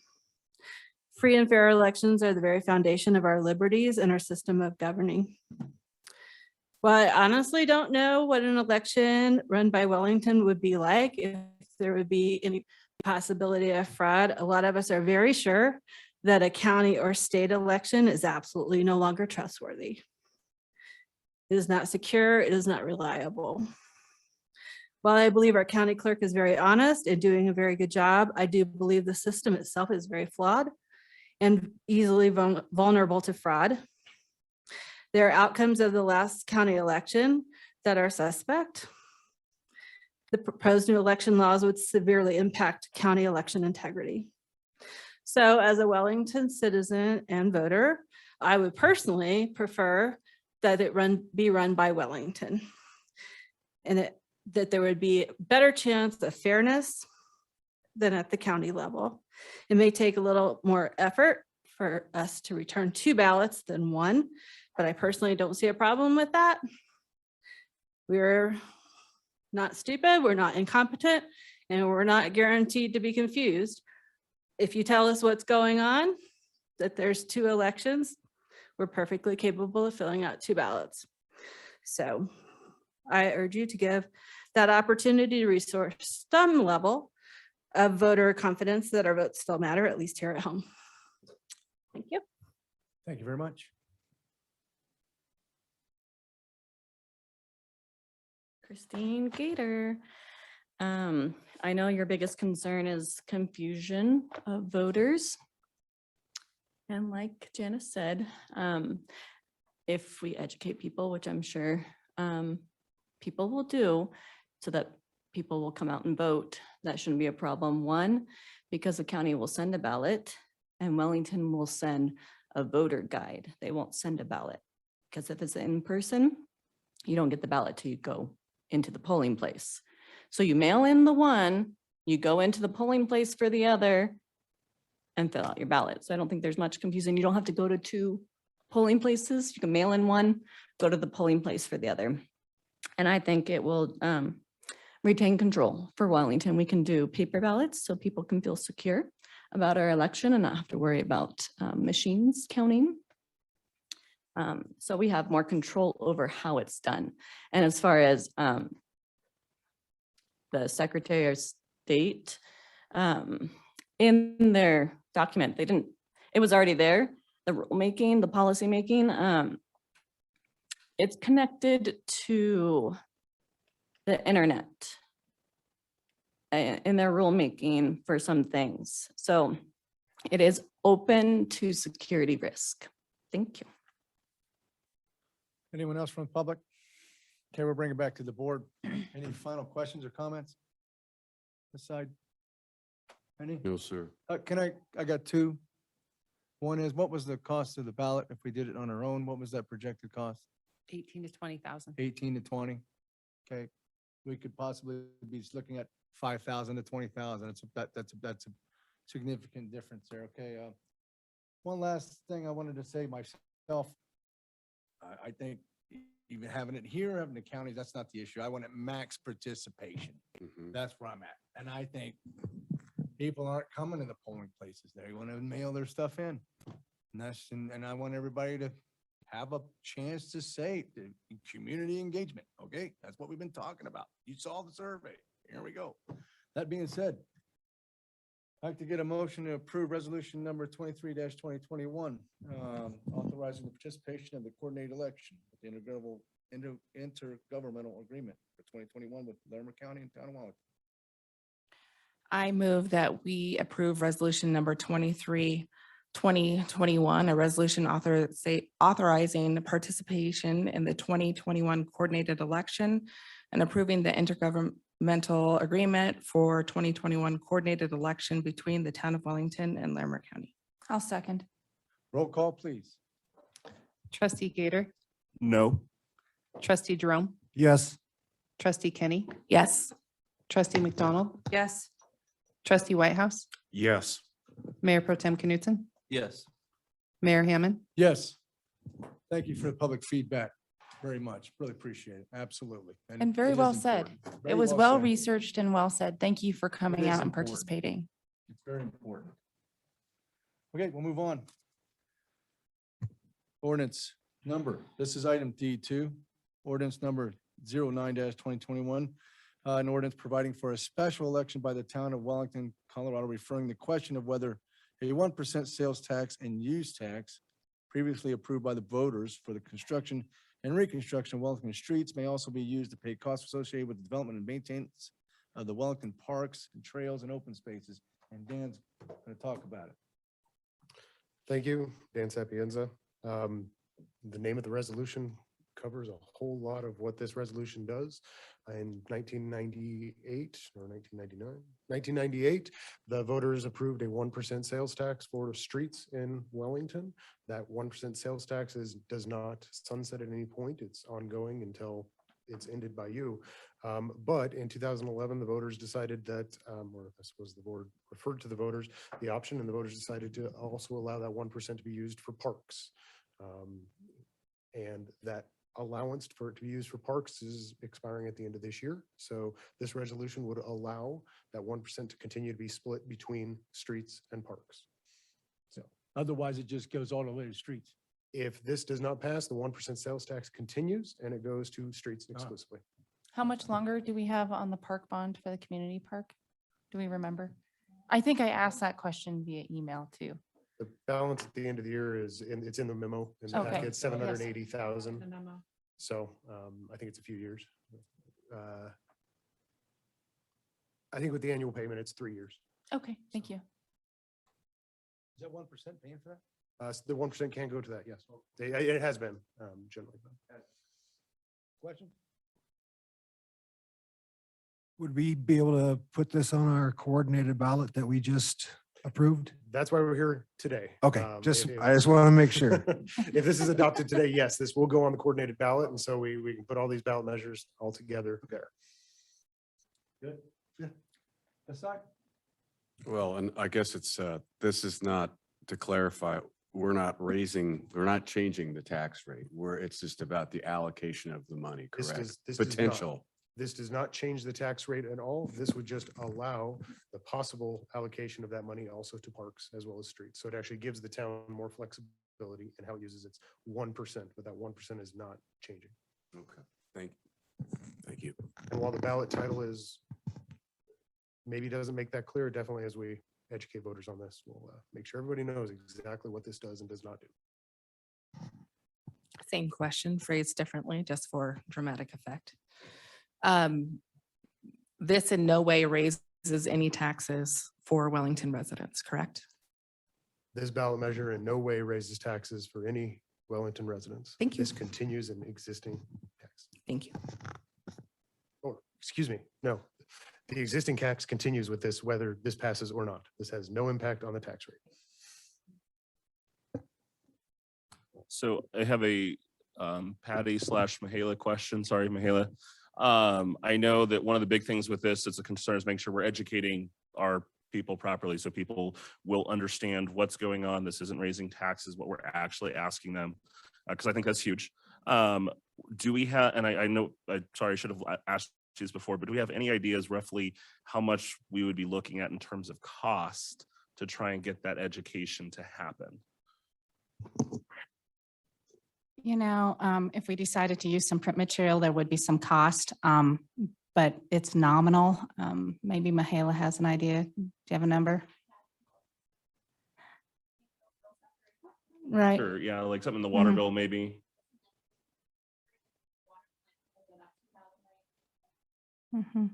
So capture that for the people that are listening. You said about 2,000 for us to do an insert into the water bill, right? And for printing additional handbills. Okay, thank you. Thank you. That's pretty much the only question I have. And again, I think that we need to make sure we educate people on exactly what it is, but I think that it's a good idea. Our voters had said in the past, I think it's something that should be able to be split between parks and roads, streets. I think it would be good to say, do you want this to continue or do you want it to all just go to streets and then go from there? And because the cost of the election is, because we did budget for 2 elections for this year, we do have some extra money in that budget, in that line item to do that sort of, I don't want to call it marketing, but you know, Outreach. outreach. Thank you. For dramatic effect. Jump on Gator here for a little bit. The town services survey that I read tonight, so professionally done from Magellan, Parks was number 1. Yep. We need to give it the option. No, so that really needs to be there. That's all I got. Okay, anyone else? If that's the case, let's go ahead and open up to the public.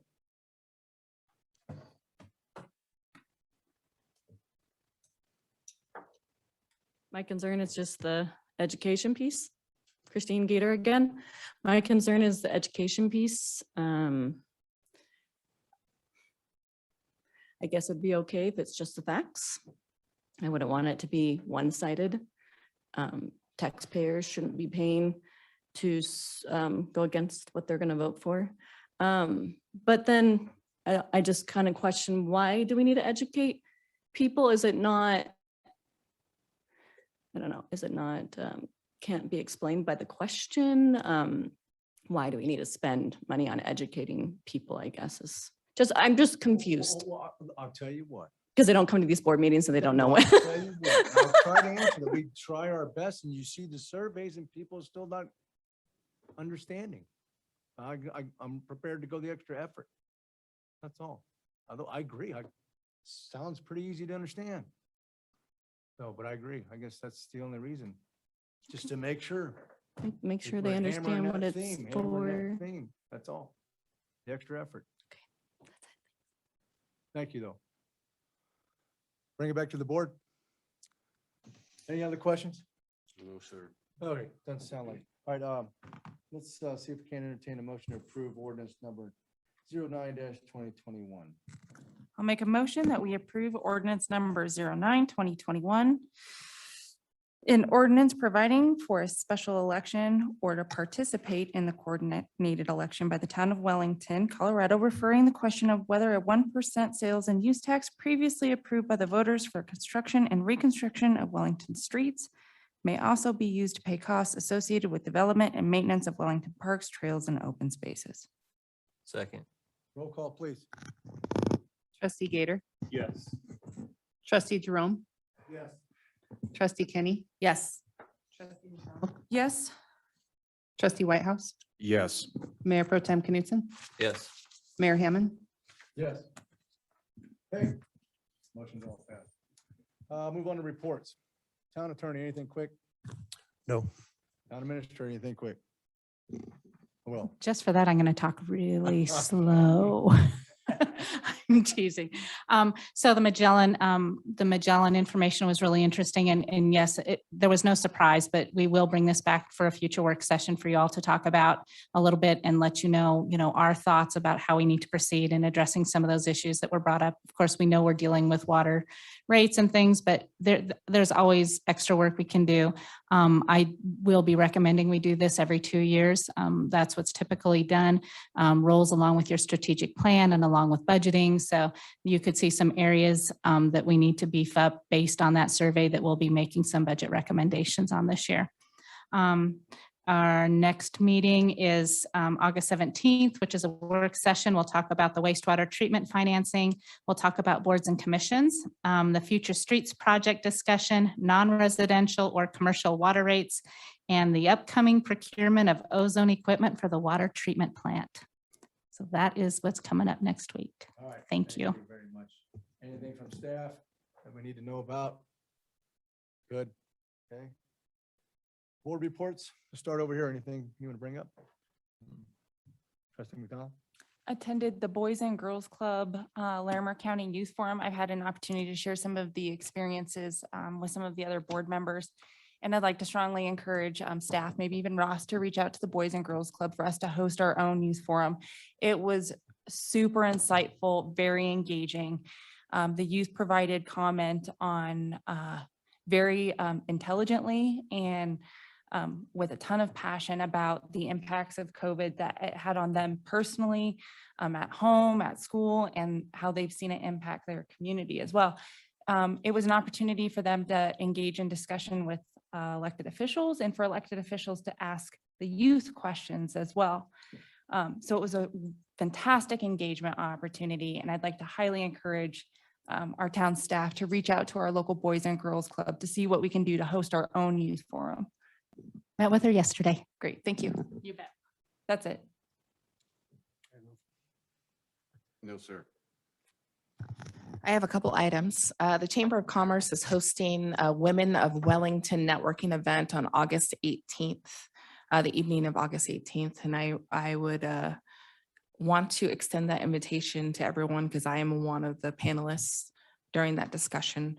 So there'll be multiple folks who either work in a government position or who are elected officials who will be able to speak about their experiences, what drew them to this type of work, and just kind of some of their plans. And it is specific to our area. So a lot of folks from town, and I'm hoping to get a county commissioner there.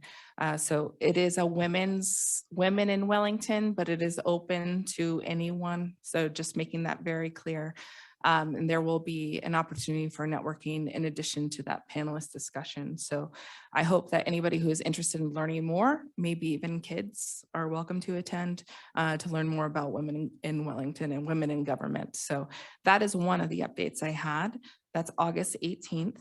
The other one is this last weekend we had Wellarama. The town of Wellington was one of the special sponsors for this. And it was wonderful to see everybody in the park together. It was a great event. I personally had such fun, and we had great volunteers, including from staff from the town of Wellington. So I wanted to thank everybody and applaud them for their efforts. A lot of it was made possible by the fact that our parks and public works groups were able to help set up and of course manage those parks in conjunction with the event, put up all the fencing needed for liquor licensing purposes, and otherwise support the event. So I am very, very thankful for the support from those groups, and it went off amazingly. And all the dollars raised by this event that was hosted by the Wellington Main Street program goes back directly into the program to fund their projects, which we have acknowledged in the past and future are overwhelmingly amazing for our Main Street. So thank you for everybody who participated. So I do have a few items. So the first thing I wanted to bring up, this came out of the conversation with Commissioner Kafalis when he was out here on Thursday. So there was a email from that was forwarded to, I believe, to the Board of Trustees from a conversation I'd had with some members of our Hispanic community that was forwarded on to Commissioner Cafalis. So he actually brought it up at the meeting on Thursday about having a regional bus connection from Fort Collins to Wellington. And that was one of the major concerns that was actually brought up by the members of our Hispanic community. And I know I was one of the ones who had said I didn't think it was a huge priority when we had our joint work session. And so I let him know, because I'd not heard from any members of the community, it was a priority until I heard from some. And so he asked the question as to whether or not that's something that our board is willing to say, hey, let's go ahead and revisit that and see if that's something we can make happen. And so he asked me to bring that to the board. And so I wanted to present that to you to see if that's something we do want to revisit, or if we still want to keep that as something we'll revisit in the future. But that was kind of the ask from Commissioner Cafalis. We don't need an answer necessarily tonight, but if we can be thinking about that and where our thoughts are and when we want to revisit that and add that to seeing what needs to happen from our end. So wanted to bring that to you.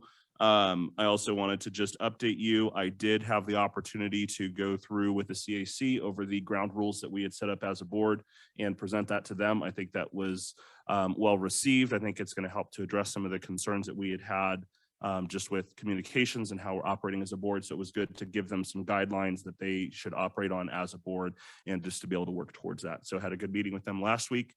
And then also just wanted to update you that I need to look at dates, but I believe within like a week or week and a half, Patty and I are going to be meeting with some members of the Hispanic community. So kind of their request that had come out was, let's start by meeting with a small group and just getting to know you guys and really engaging and listening to what's going on. And so I was able to include Patty on that. So, because a lot of the things that we can do to help them, which we've noticed, I mean, we're already seeing things in Spanish translation happening. Some of our articles, the application is already in Spanish. So there's a lot of great things already happening on that.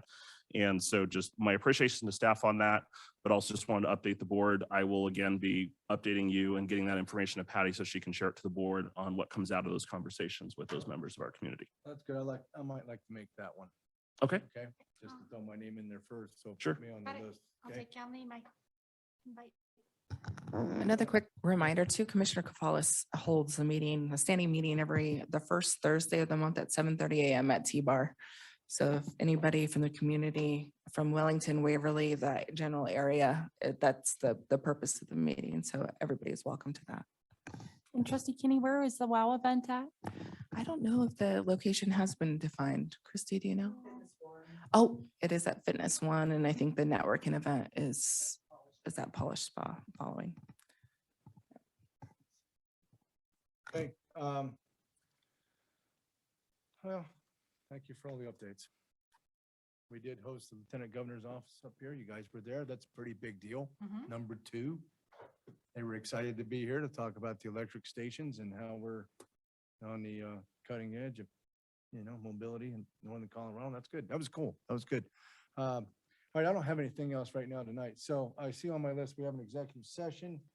And this executive session is for purposes of determining the positions relative to the matters that might be subject to negotiations, developing strategy for negotiations and or instructing negotiators pursuant to section 24-6-4024 ECRS regarding negotiations with the North Dakota Irrigation Company as required by CRS 24-6-4022 D.5, 2A and 2E. The executive session proceedings will be electronically recorded and the record will be preserved for 90 days through the November 9th, 2021. I have 8:38. Can I get a motion to move into executive session? So moved. Second. Roll call, please. Trustee Gator, Yes. Trustee Jerome, Yes. Trustee Kenny, Yes. Trustee McDonald, Yes. Trustee Whitehouse, Yes. Mayor Pro Tem Knutson, Yes. Mayor Hammond. Yes. Thank you, folks. Take a couple minute Yep. recess. Yep. 5 minutes, 2 minutes.